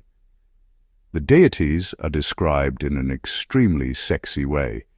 Now, maybe what sometimes happens is that certain painters who perhaps don't get this idea then paint thankas or religious tapestries, and then these end up not looking that sensual.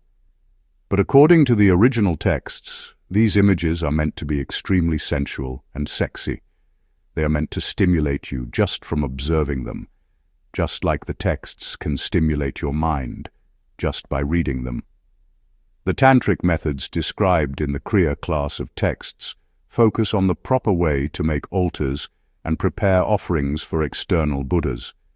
They emphasize the need for the practitioner to maintain bodily and mental purity, to avoid certain foods, and to practice celibacy as part of ritual practice. Vajrayana is all about actively engaging our creative imagination, and Tantric teachings are very visual. If you use visual stimulation well, it can be very effective and transformative. When I was a child in Tibet, I remember watching performances of the Bardo Thodul, the cycle of teachings that most people know today as the Tibetan Book of the Dead. When I was young, people would dramatize ideas from this visually as a sort of theater. I remember these still so clearly. People would represent the anguish of a dying mother in a darkened room. There was a statue of a woman with representations of her sense organs and holes in the statue, and a candle would be placed inside and light would shine out. She was distraught about her children. Her children would cry out and say, "Mother, don't leave us." And there were different lamps to represent the different colored lights of the elements and sense consciousnesses that appear in visual form to the mind during death. These educational displays made such an impression on me. Almost all men watch erotic movies. People all over the world read pornographic literature and so on to get turned on. We are visual beings, and the porn industry and special movies is a booming global industry. As I discussed above, porn movies are just acting. They're contrived and often quite stupid, but the stimulation is still so powerful. That kind of stimulation can sometimes make desire come. So our visual sense is very important. Nowadays, there are so many naked ladies in advertising and commercials. Naked women mainly attract straight men, and these adverts are mainly aimed at them, but that's still the general human mentality. If you are a straight woman, let's say there are 5 men in front of you, a young one, a slightly older one, a sexy one with a very big belly, an old one, and so on. They are all humans and attractive in their own ways, but your feelings toward them is different. Maybe you look at one of them and you really like him. Suddenly heat is running up and down through your body.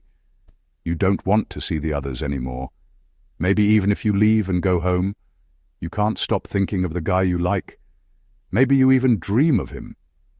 It's the same for anyone. Visual meditation is so powerful because when we are attracted to something, we are focused. Attraction produces powerful concentration. Looking and watching is part of the warming up or foreplay process.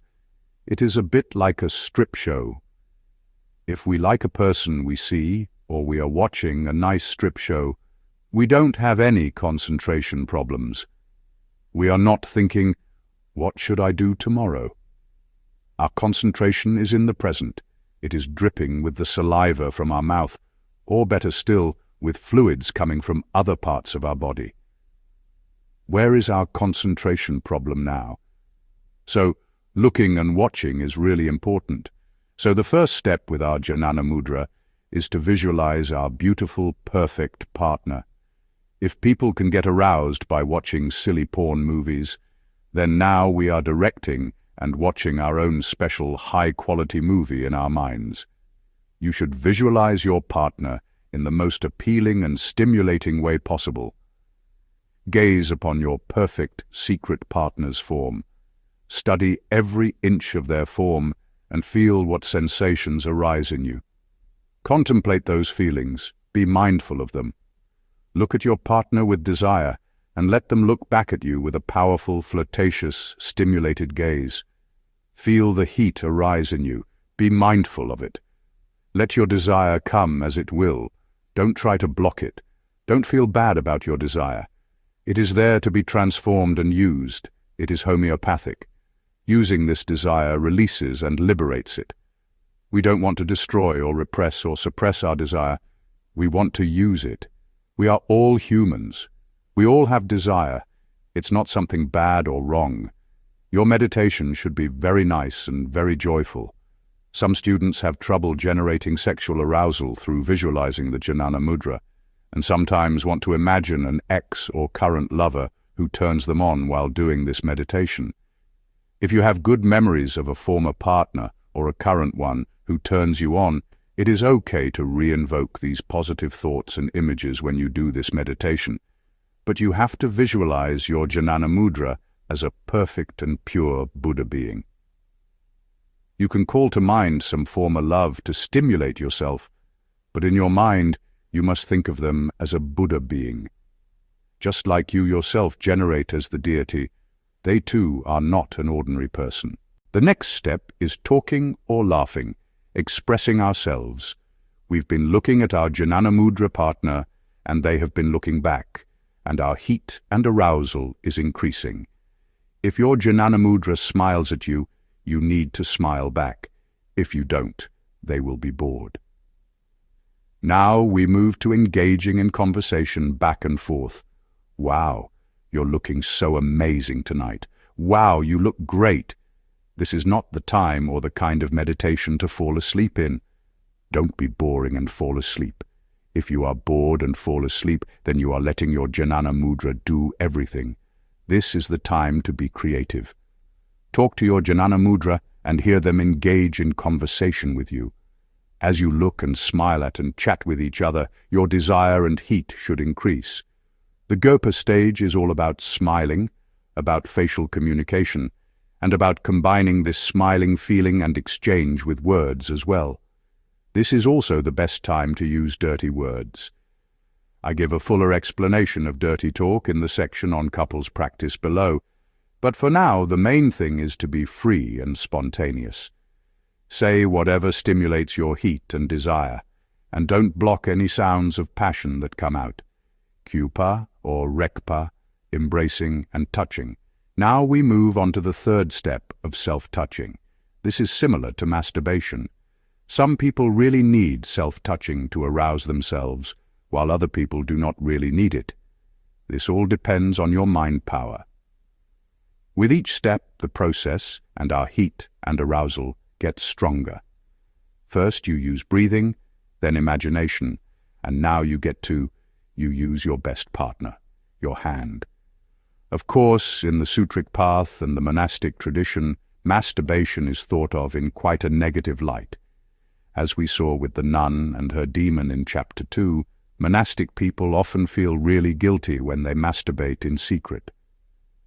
But according to Karmamudra, you are allowed to touch and stimulate yourself in order to enhance your feelings. This is not about rushing or proceeding directly to ejaculation and orgasm. It is not a shortcut, but a way to stimulate ourselves, to make a fire, to light the wood and get it burning, and to continue to stoke that fire. In his text, Ju Mipham suggested that practitioners do la massage to increase feelings of sexual desire. This is a very good approach because it relies on direct physical stimulation, and many people have problems with visualization and with becoming stimulated through their imaginations alone. If you are a little weak at the breathing method, and your imagination is also weak, then physically stimulating yourself can help you feel sensations of arousal much stronger. As you touch yourself, you can also do the breathing exercise and imagine that you are touching your Jnana Mudra and being touched by them. You can do this in all sorts of ways. In the Kama Sutra, there is talk about 8 or 9 major erotic locations. Of course, where you feel the most sensation is an individual matter. Many people are sensitive on their lips, others on their ears, necks, or shoulders. Breasts and nipples are sensitive for almost all people. Some people may also be sensitive around the navel area or around their kidney and thighs.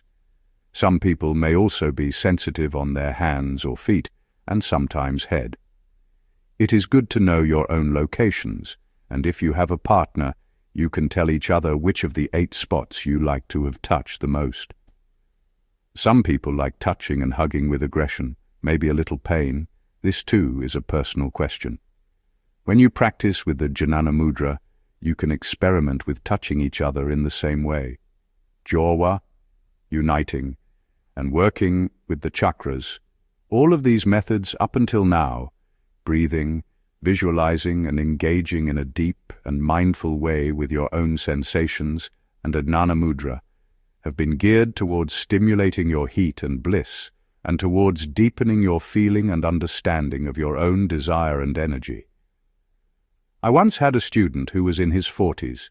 He thought he was too old to practice and that he was too old for this kind of energy to come back. He had programmed himself this way. He was sure things were not working.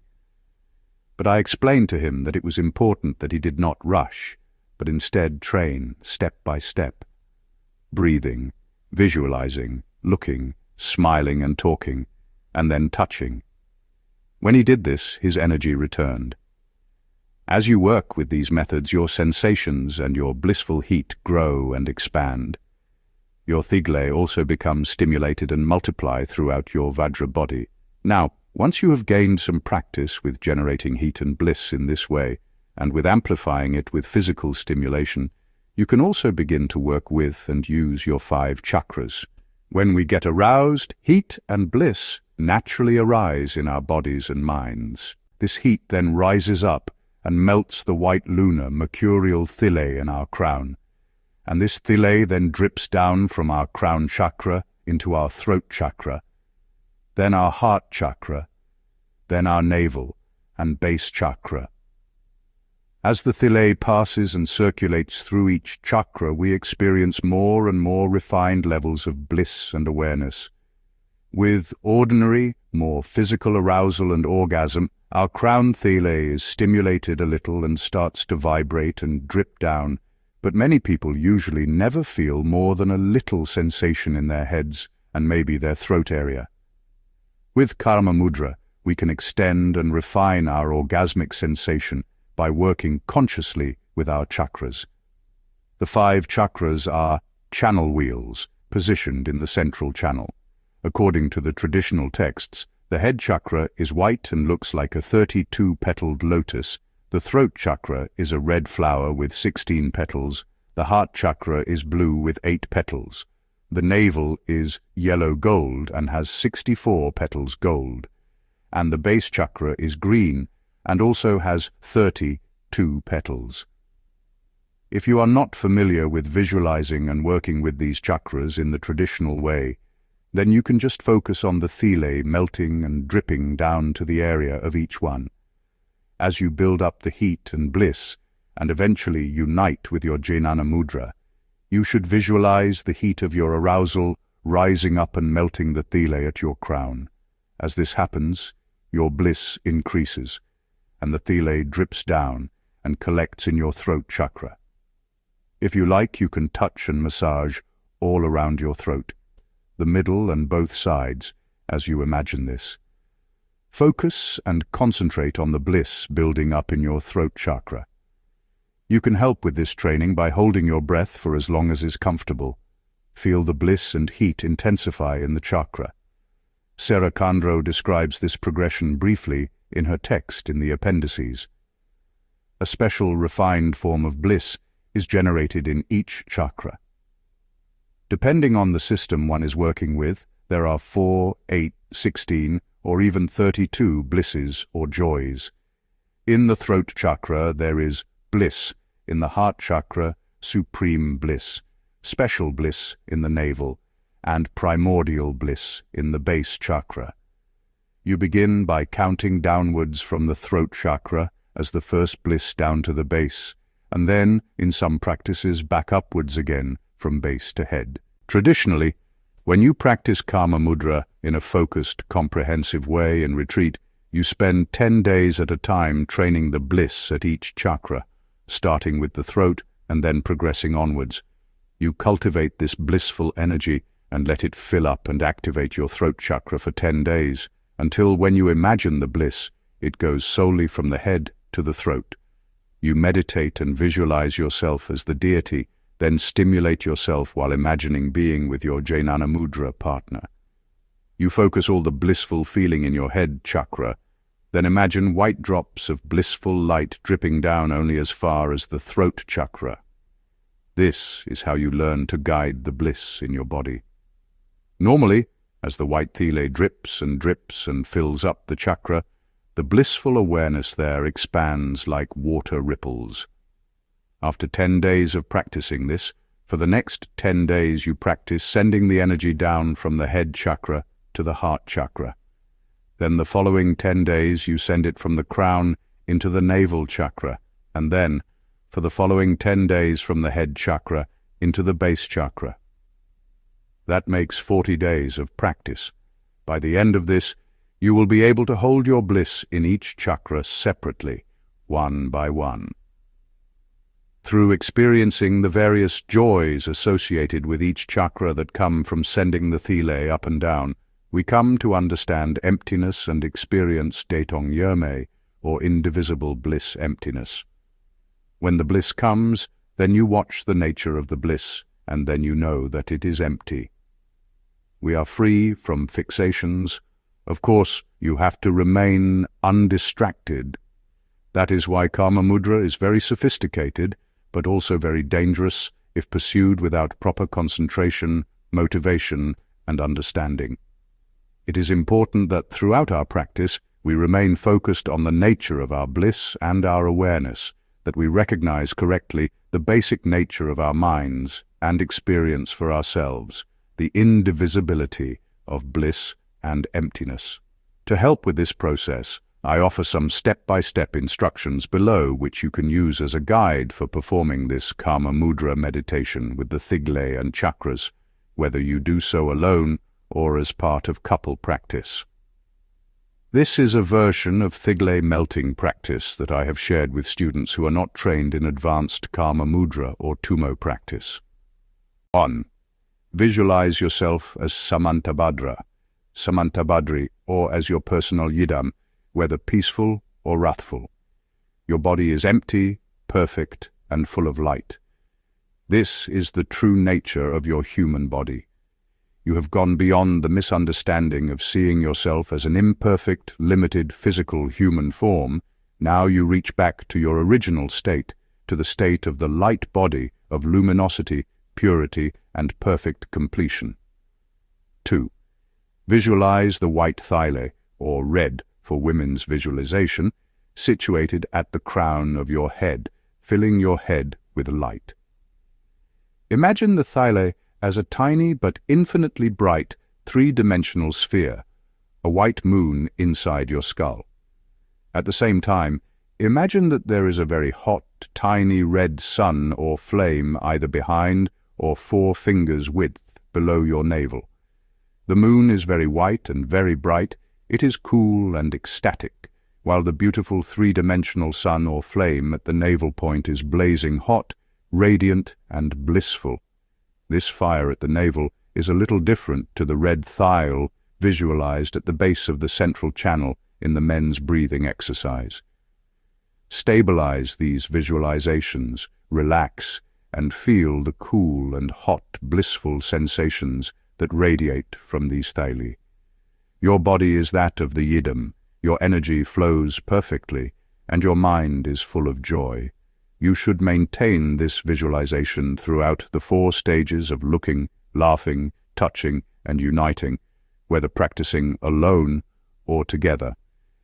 If you are doing couples practice, you can sit together and do these visualizations together. It is up to you whether you want to incorporate the union stage into this meditation or not. Depending on your schedule, how you're feeling that day, or your expertise in the practice, you can either just sit together and visualize while masturbating, or engage in penetrative sex. As you progress through the stages of looking, laughing, and touching or embracing, you meditate on the inner heat that arises. Imagine 25 that this sun or flame in your navel blazes. This is the inner fire that is linked with Tummo Yoga. This tiny little flame or bright shining sun burning under your navel or inside your belly is the essence or condensation of all your sexual heat and arousal. Imagine that this fire increases and shoots upwards. Its heat and light reaches the white thigh in your head and starts to melt it. The white thigh moon is like ice, not as cold, but just as pure and beautiful. The fire of your bliss travels up from your navel to your head, and the frozen ice of the thigh starts melting. The word typically used for these kinds of meditation instructions in Tibetan is sam. This term, which can mean think that, perceive that, consider that, has a broader scope than the English imagine and is not specifically associated with the visual mode. Intensive visualization is the backbone of Tantric practice, but readers are reminded that all of the senses can and should be rallied in perceiving and establishing elements of the Vajra body during meditation.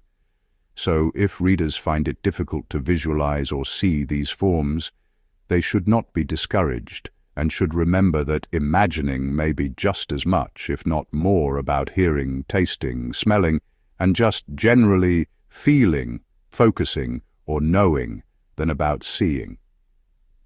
26. Some texts describe the white thigh as being like butter that is progressively melted by the inner fire. 1. As the thigh melts, it drips down and begins to collect in your throat area, within the throat chakra. These drops pool in your throat like intensely luminous drops of moonlight, and you experience a special, refined form of bliss. This bliss is similar to the sensations you feel when you start hugging, kissing, or caressing your lover. It is extremely pleasant and joyful. While this occurs, you still feel the heat and natural energy of the fire in your body rising up. The more that this heat comes up, the more the bliss of the white thigh melts and drips down. Meditate on this bliss in your throat chakra for some time, experiencing it as inseparable from emptiness. 2. As the fire rises up, the inexhaustible white thigh melts more and more and begins to drip down into your heart center. The bliss expands strongly. It doubles in strength or intensity as it moves to the heart chakra. And all the while, the heat of the tamo fire continues to intensify, increasing your bliss, your joy, your pleasure. Meditate on this mounting ecstasy. 3. The white thigh continues to melt more and more and drops down to the navel chakra of special bliss. With each chakra, the bliss gets stronger. Each of the chakras are filled completely in turn, and then one by one they overflow and pour down to the next one in the sequence. 4. After some time, the thigh drips down to genital area, and you experience extremely strong bliss. Meditate on the bliss that you feel as the thigh drops into the genital chakra. You are free from worry, from bad memories, all your traumas and wandering thoughts. Your mind is calm and joyful. 5. After you have meditated on the bliss in the genital chakra for a while, take a deep breath. Inhale and hold your breath while pulling in the navel and contracting your anal sphincter. Holding your breath like this will increase your body temperature and your bliss. Hold your breath as long as you can, and then when you can't hold your breath any longer, exhale slowly. Breathe slowly and gently. Don't strain yourself. Then inhale and hold your breath in the navel again. See or perceive the fire located there, shooting up. The more the fire increases, the more joy and bliss you experience. The thigh melts and drips down rapidly, and you feel extreme ecstasy. Raising the thigh. For the next stage, the thigh starts to go back upwards from the base or genital chakra to the navel. As before, as the circulating thigh nectar reaches each new station or chakra, your bliss becomes even more intense and refined. 1. Move the thigh nectar from the base to the navel, then from the navel to the heart, up to the throat chakra, and then back to the head.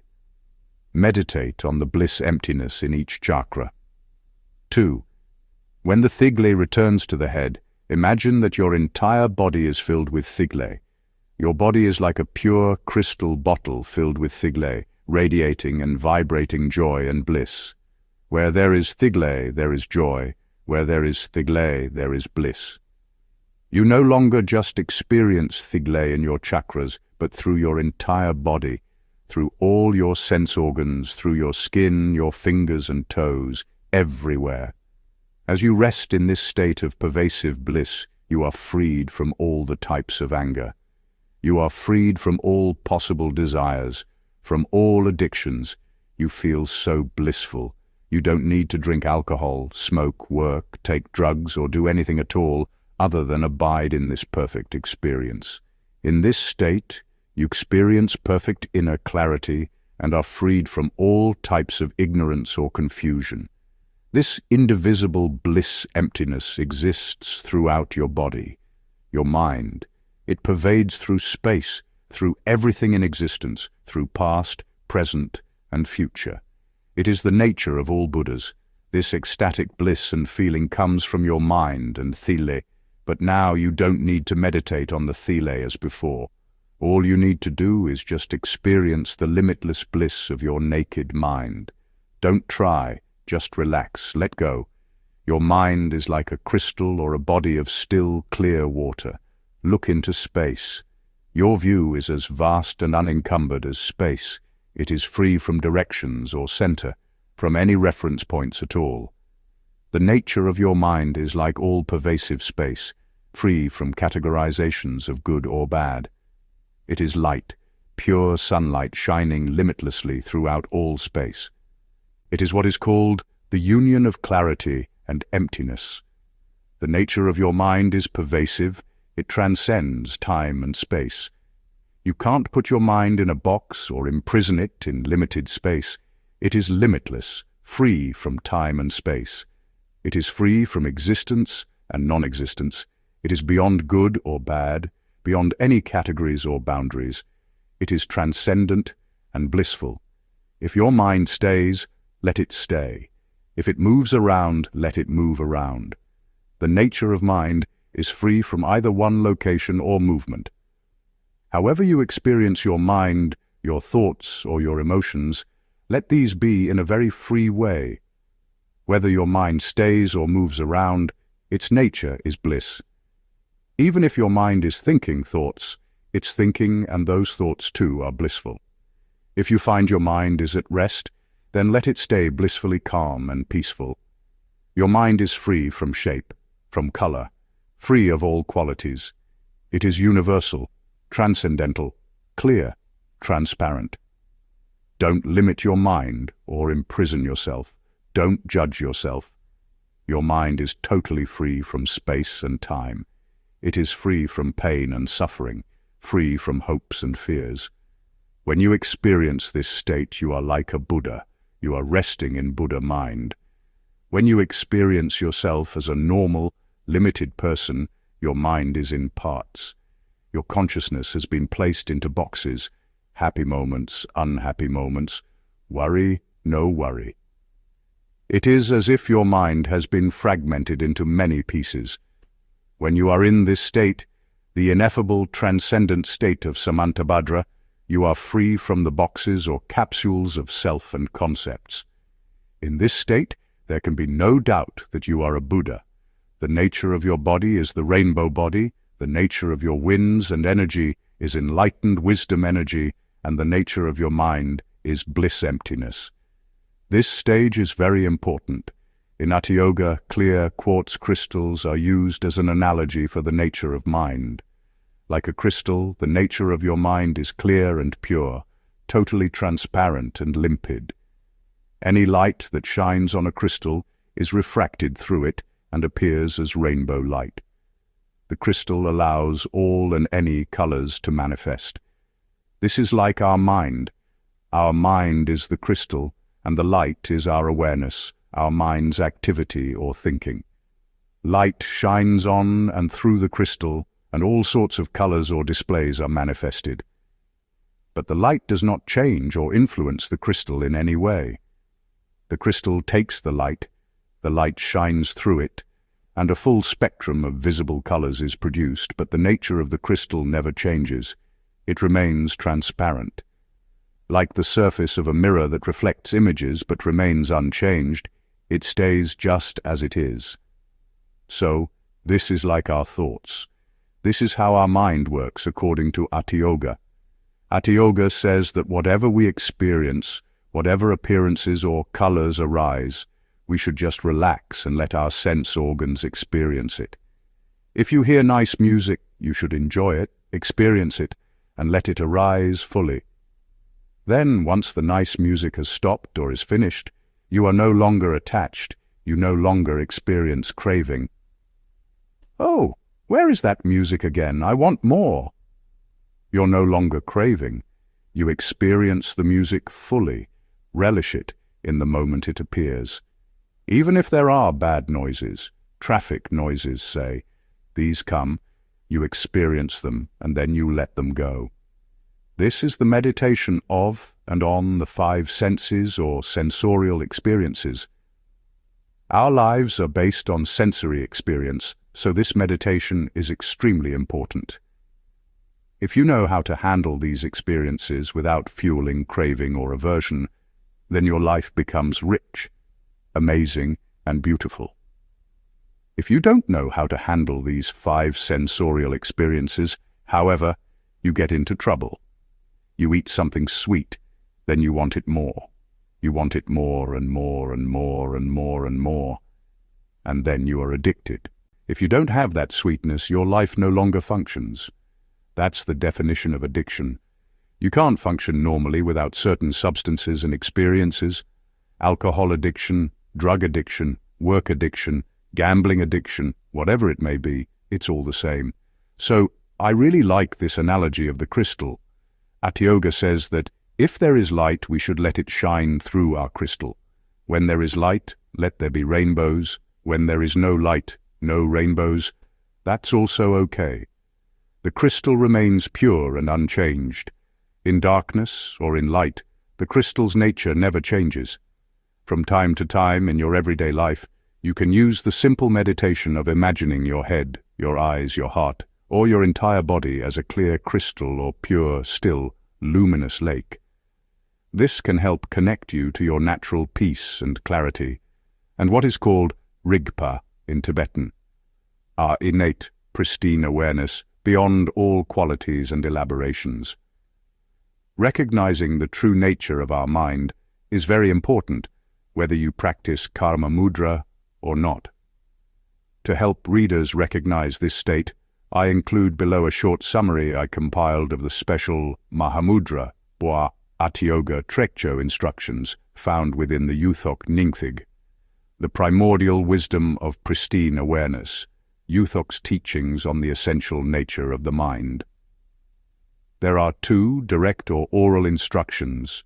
Try in the Yuthok Nyingthig for manifesting the mind as Dharmakaya or the ultimate reality body, the path of great bliss of the lower gates, i.e. Karmamudra, and the path of complete liberation of the higher gates, Mahamudra.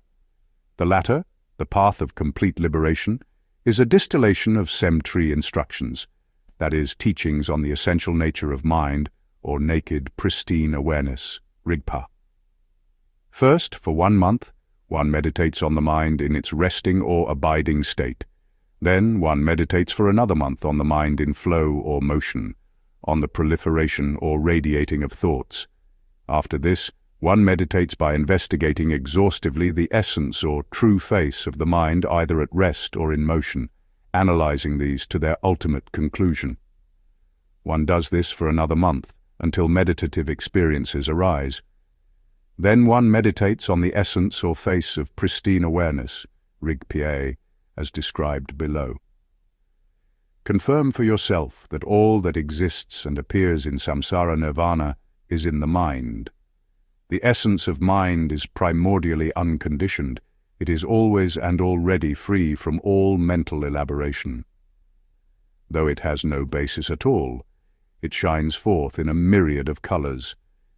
Yet even as it manifests, it is entirely devoid of any manifester, is wholly without any basis or root source. It is beyond anything that can be spoken or thought of, understood or expressed. It is wholly beyond the realm of the conceptual mind. It is the bright and vivid, naked awareness which subsumes all things. Outer appearances don't just stay on the outside. Rigpa does not just exist on the inside. Primordial wisdom does not just pass unobstructed between inside and out. Pristine awareness is transcendent. It is completely free of duality, devoid of the perception of an object out there and a perceiver in here. It is devoid of any rejecter who rejects bad afflictive emotions and mental states. It is the underlying basic condition of being, the primordial isness. Perceive it without perceiving anything at all. Meditative experience of the primordial wisdom of natural awareness manifests unwaveringly. Let go into this natural, unrestrained, uncontrived, and spontaneous self-radiance of being without trying to make it happen. Maintain this bare, loose, and relaxed state without distraction, and you will without a doubt actualize the Buddha mind of Samantabhadra in this very lifetime. Normally, the Tummo fire is not directly mentioned or explained in the context of Karmamudra practices. With Tummo, we visualize the red thile as a tiny, blazing flame which flares up and melts the white thile in the crown. If some readers are used to visualizing Tummo fire, then that is fine. But in general, when we do these Karmamudra practices, we get automatic, real, physiological heat from our cultivated arousal. That heat is similar to the heat generated in Tummo practice. Normally, when we are active, our body generates heat. Heat comes with excitement, stimulation, movement, and arousal, and so on. So, for this practice, it is possible to just imagine that the heat we are already experiencing as part of our arousal is melting the thile. Or sometimes even without that heat, you can visualize that the white thile itself is melting and dripping down. If you are used to working with visualizing fire, that is okay, but generally speaking, when we are aroused, in any case, the heat is there. So it is not essential that one actually visualizes fire blazing up from the navel. Body heat from bliss and excitement is already there, and the white thile is already dripping. So the idea is to just work with this more mindfully according to your own training and capacity. It is important to keep in mind that you may not always feel the bliss and heat as strongly as at other times. If you have not had sexual contact for a while, then you are likely to have stronger sexual desire. If you had sex recently, your sexual energy might feel lower. In general, the more sexual desire you have, the better you will be at doing Karmamudra practices. The idea is to learn how to use that desire for your meditation to make you more focused and to improve your concentration. If you already have a lot of sexual desire, visualizing and nurturing bliss and heat will be easy for you. You may at times be able to climax or ejaculate in the usual way with your imagination alone. But remember that you should not be trying to have a regular orgasm that puts a stop to your desire and ends your meditation. Your goal is not to climax or ejaculate, even though this may occur. What you want is to be able to control and expand your orgasmic response. If you are really turned on, you should pause. Sometimes your mind is so powerful that it can make you ejaculate or climax. So if you are feeling like you might be on the verge of coming and you can't control it, you can stop the practice, get up, walk around, take a cold shower, or do whatever you need to cool down. After you have cooled down, you can start again. Of course, you are encouraged to ejaculate. See the section above for more information on ejaculation and can have more regular short orgasms. But through your training, you should control it so that it is not as often. When we don't have a regular orgasm and cultivate a more expansive orgasm instead, our sexual energy remains and grows. This is the case for both men and women. Once you climax or ejaculate, that kind of energy often disappears. The heat that you cultivate through these practices should be like a joyful fire that makes your mind more clear and awake. It has very strong qualities. it can make you a happier person. If you find that the heat is too strong, you should back down a little bit and pause, and then you can start again. Alternatively, if you don't have enough sensation, you can massage and physically stimulate yourself, just not to climax. In his text, Yuthok says that if yogis or yoginis feel the urge to climax, they should do some physical yogic exercises. One exercise mentioned is called the liberated lion. To do this pose, press down on the flaps of your ears and seal them with both of your thumbs. Then clasp your lips in between the pinky and ring fingers of each hand to seal your mouth. Seal your nostrils shut with each middle finger, and press your eyelids down and seal your eyes with your 2 index fingers. This forms parallel lines across your face. Inhale, close all your orifices, hold your breath, and then rotate your head and torso in a circle 5 times clockwise and then 5 times counterclockwise. Swing your head and upper body quickly and smoothly in a gentle arc, holding your breath until all repetitions are complete. You can do this exercise either sitting or standing. When done, unlock your fingers and exhale forcefully from your mouth and nose, making a loud "ha" sound. This yogic exercise is more for the upper part of the body.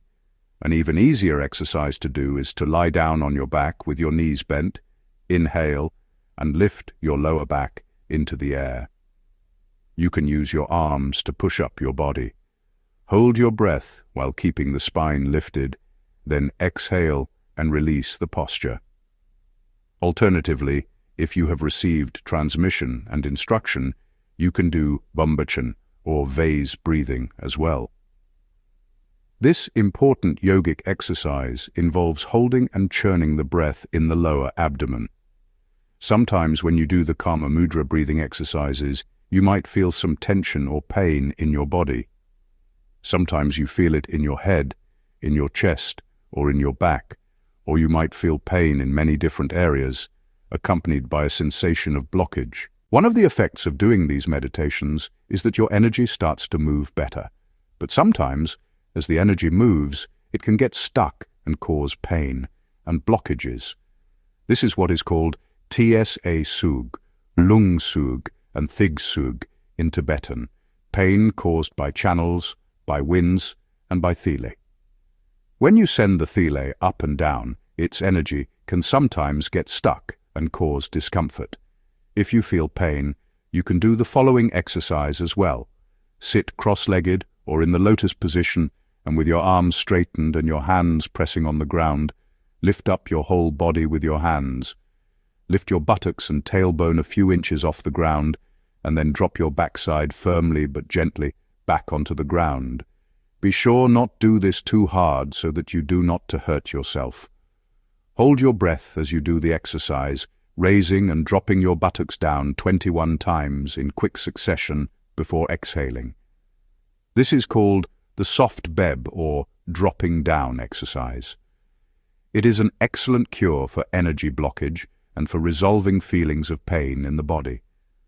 When you are doing these practices, it is okay if you have a mini climax or orgasm. Very strong, sudden, and explosive climaxes can dampen your desire. They have that bipolar quality I mentioned before. They are very sudden and very high, and then you are very low and very tired. Mini waves or peaks of bliss and stimulation can sometimes be good, however.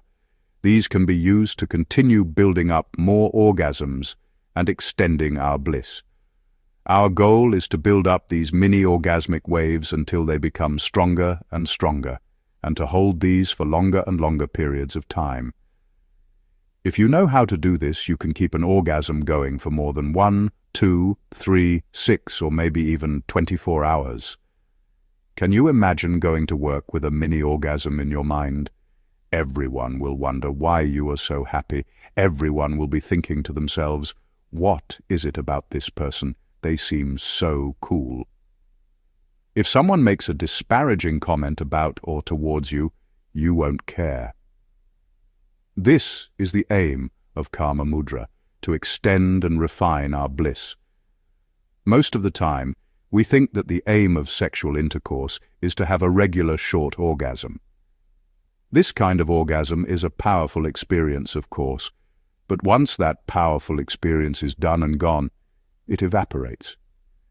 We experience a high, sudden peak of happiness, followed by a very low trough or dip, and then sleep. Some people object that we don't need to learn about sex or talk about and do research into orgasm because it is just a natural mechanical response, not worth our time. The Karmamudra yogis and yoginis of the past did a lot of research to understand what orgasm is. They wanted to know how many levels of orgasm humans are capable of, how humans can enhance their orgasms and experience them better, how they can use them as a powerful tool to transform their energy and mind. I encourage anyone who is skeptical about these matters to do their own experiments. Skepticism about amazing claims is good and natural. That is why I recommend that skeptics do 3 months, or even better 3 years, of Karmamudra retreat. Spending time in retreat allows you to develop your own body, energy, and mind, which then allows you to see for yourself what you are really capable of. If you want to seriously practice Karmamudra together as a couple, then you need to set aside 3 or 4 weeks of time to do a couple's retreat. That way you can really feel the energy of Karmamudra. Think of this month-long period as like your honeymoon. Some of my students have a bad reaction to this. For example, most honeymoons are only 1 week in Romania.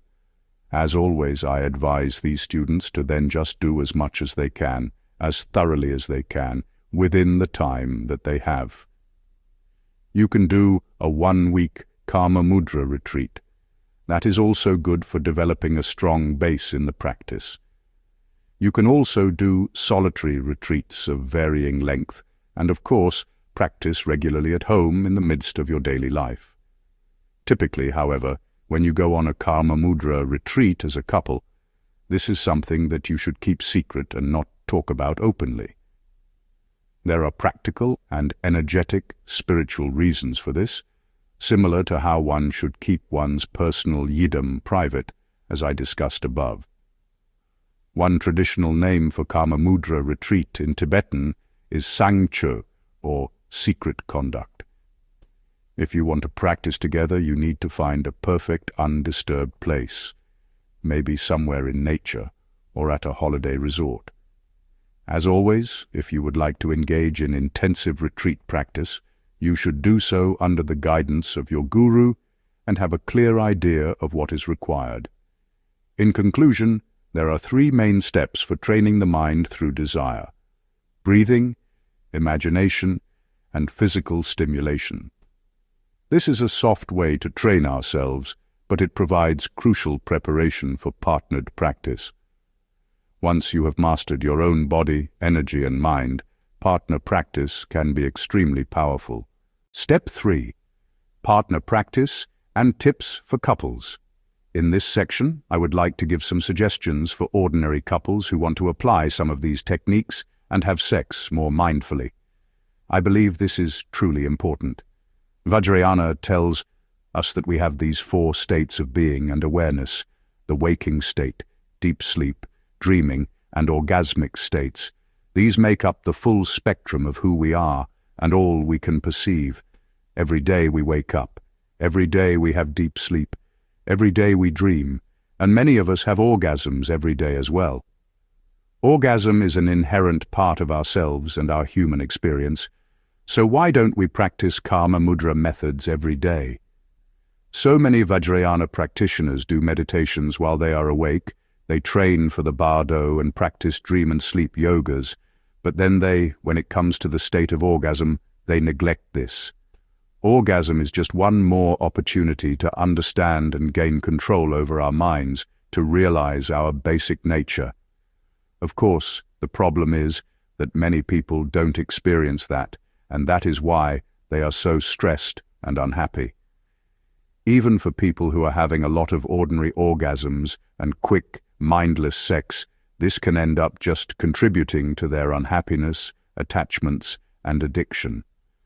So I really believe that even if you are physically tired, short on time and so on, you and your partner can still take a few moments before going to sleep to just sit and practice the breathing meditation explained above together. Couples can sit together and inhale and exhale at the same time and visualize together. Then, if they are excited and both want to, they can move on to looking, laughing, touching and uniting practice, or else they can just go to sleep. These procedures might not be the full, traditional, ultimate Karmamudra practice, but it is easy and powerful, and a part of Karmamudra too. Readers can get a taste of what is possible with these practices, and maybe go on to do the Yuthok Nyingthig Preliminaries, and receive teachings to go more deeply into these spiritual practices.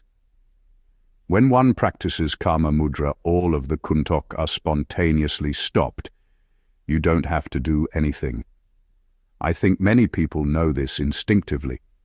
When people are very angry, when they are very stressed or nervous, what do? They masturbate. If they masturbate well and have a good orgasm, then they feel so relieved and feel like everything is okay. This is connected with the kuntok. These are conceptual states or mental afflictions, and they are the root cause of all our suffering, and all of these can be dissolved through Karmamudra. When couples are having sexual intercourse, if they imagine their thigalis melting and dripping into their chakras, then they can also eliminate all of their kuntok gyebchu, as described above. So many people are beset by the three poisons. They are filled with desire, stressed, angry, and confused. This is our samsaric nature, so this is a really good practice for sexually active people to be doing. If couples can do this practice, it will go a ways towards reducing and eliminating all the kuntok gyebchu. If we work with it skillfully, sexual experience can become a kind of eliminator or transformer. It changes your mood, your bad feelings. It is a good painkiller. It has so many positive capacities. It is my belief that anyone can apply these principles and benefit. That is why it is so important for couples who have frequent sex to engage in mindful sexual intercourse based on practices and ideas from Karmamudra. The four traditional stages of looking, laughing, hugging, touching, and penetrating that I have outlined above for the solo practice all apply to the importance of taking time as a couple too. They are all about cultivating intimacy and romance. These methods are not about just 5 or 10 minutes of sexual activity, where one partner just tries to fulfill their needs as quickly as possible. Even if you aren't a great Karmamudra adept, taking this approach is really good and important. It doesn't matter whether you are an old or young couple. It is like food. Humans need variety. You can't just say, "Oh, I always eat pasta. It tastes fine the way I always make it, so I'll just eat it like that every day." Sometimes you have to change the way you make the pasta, or maybe you decide to eat pasta, but you eat it in a different bowl or in a different location.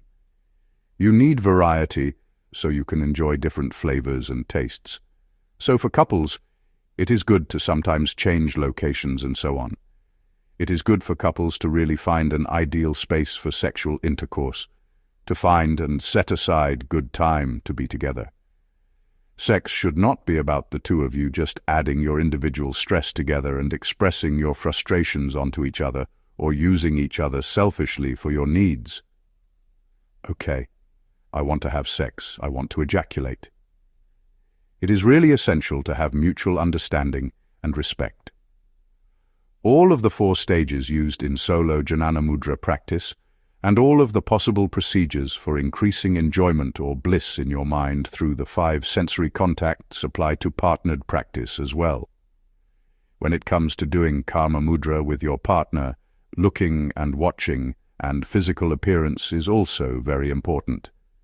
Both partners should dress very well and alluringly for each other. I know a woman who is in her 50s, and she likes to change her style, her hair color, and her jewelry on a regular basis. In this, she is a lot more like a younger woman.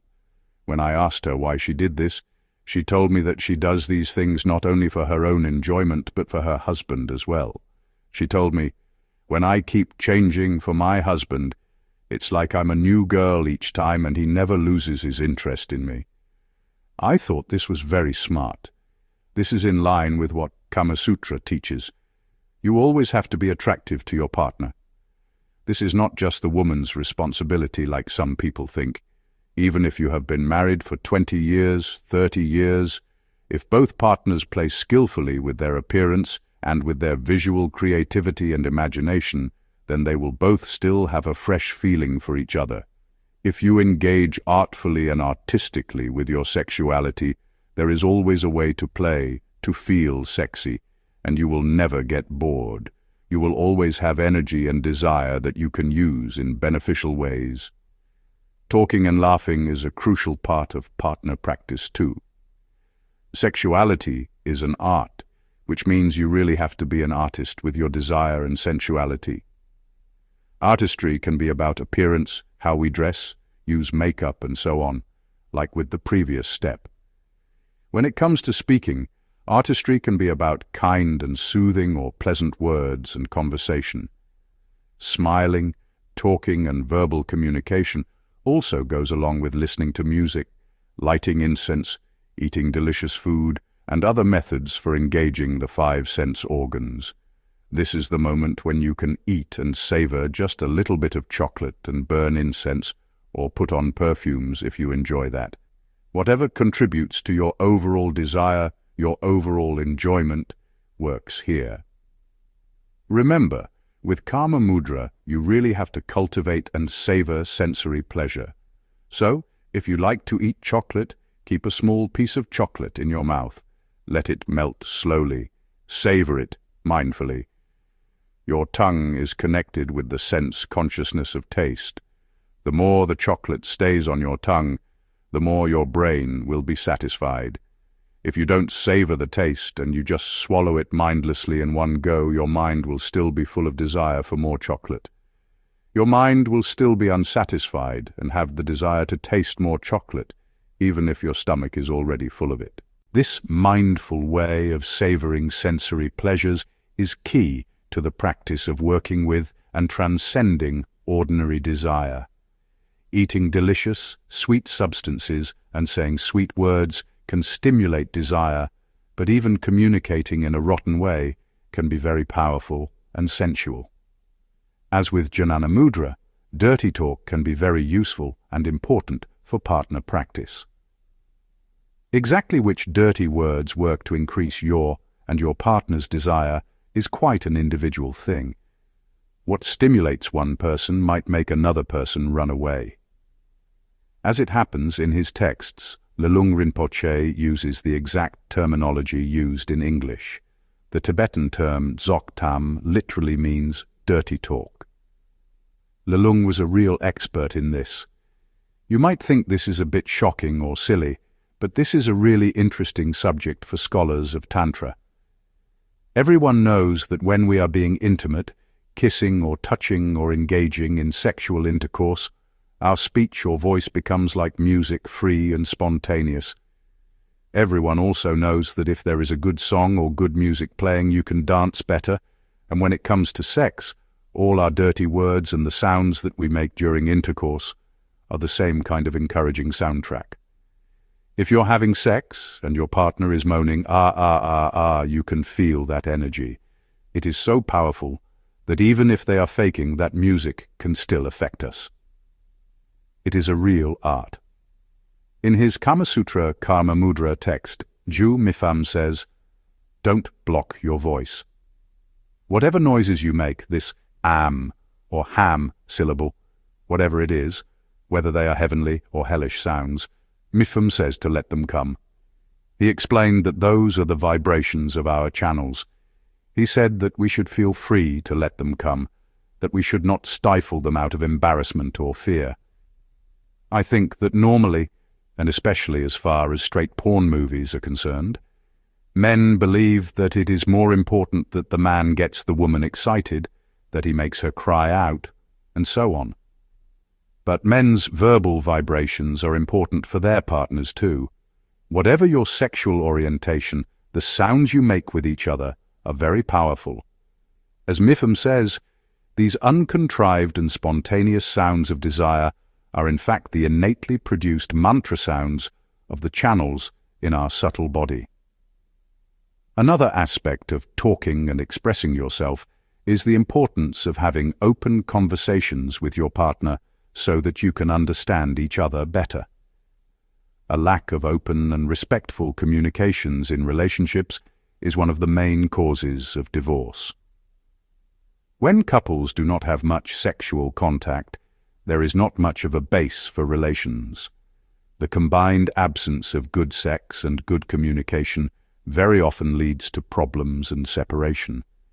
Partners might become interested in other people, they might think someone else is better sexually or looks better, or they might become more attracted to someone who makes them think that they understand them better, or can listen to them or support them better.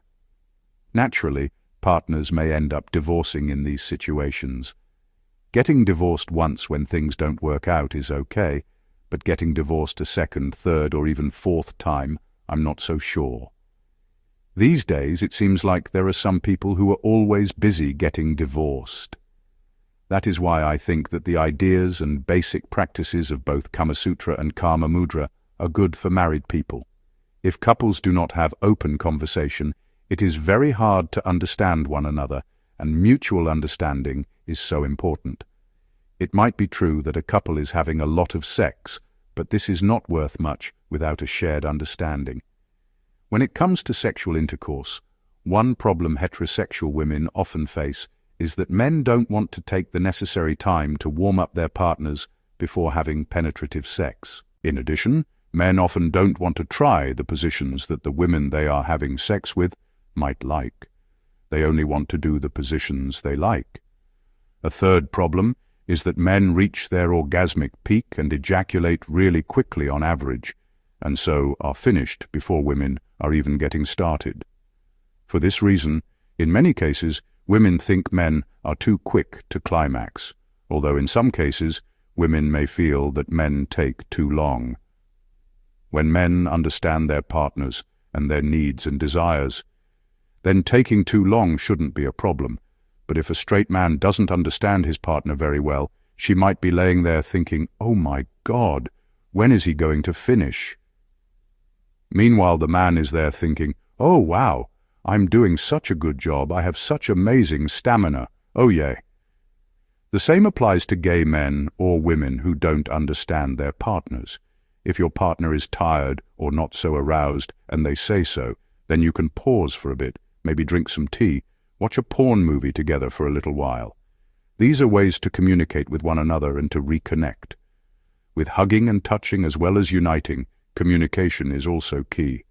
Anything can work here, but the most important thing is that you understand one another and know about one another's sensitive areas and how you like to be hugged, kissed, and touched.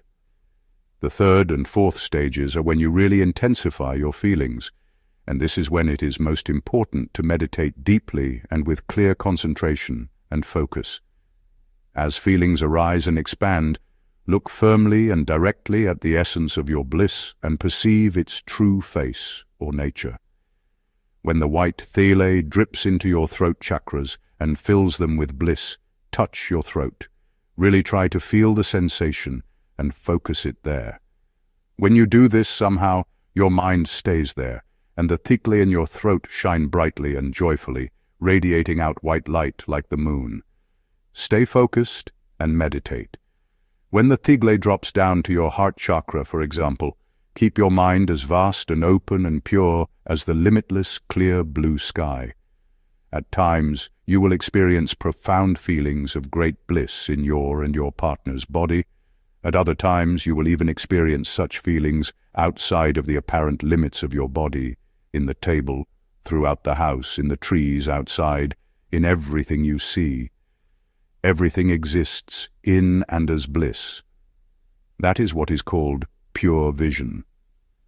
Your mind experiences the bliss so strongly and purely that even when you look at an object, you think that there is bliss in that object. When you start to get these experiences, that is a sign that your Karmamudra is functioning. This kind of experience leads naturally to the theory and experience of emptiness. This is Detong Yerme, the inseparable union of bliss and emptiness. We experience intensive bliss, but at the same moment, we know the true nature or state of our experience, and what we perceive is emptiness. We feel that bliss in our body very strongly, but even as we do that, bliss is inseparable from the state of emptiness. It is like waking up in a dream. It is completely the same.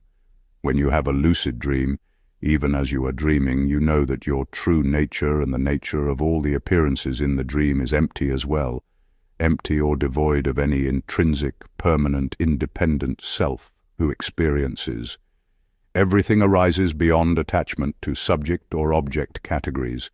That is why the final or ultimate goal of Karmamudra is the achievement of the final goal of Buddhism, realizing completely the true nature of all phenomena. With Karmamudra, we find this emptiness or selflessness through bliss.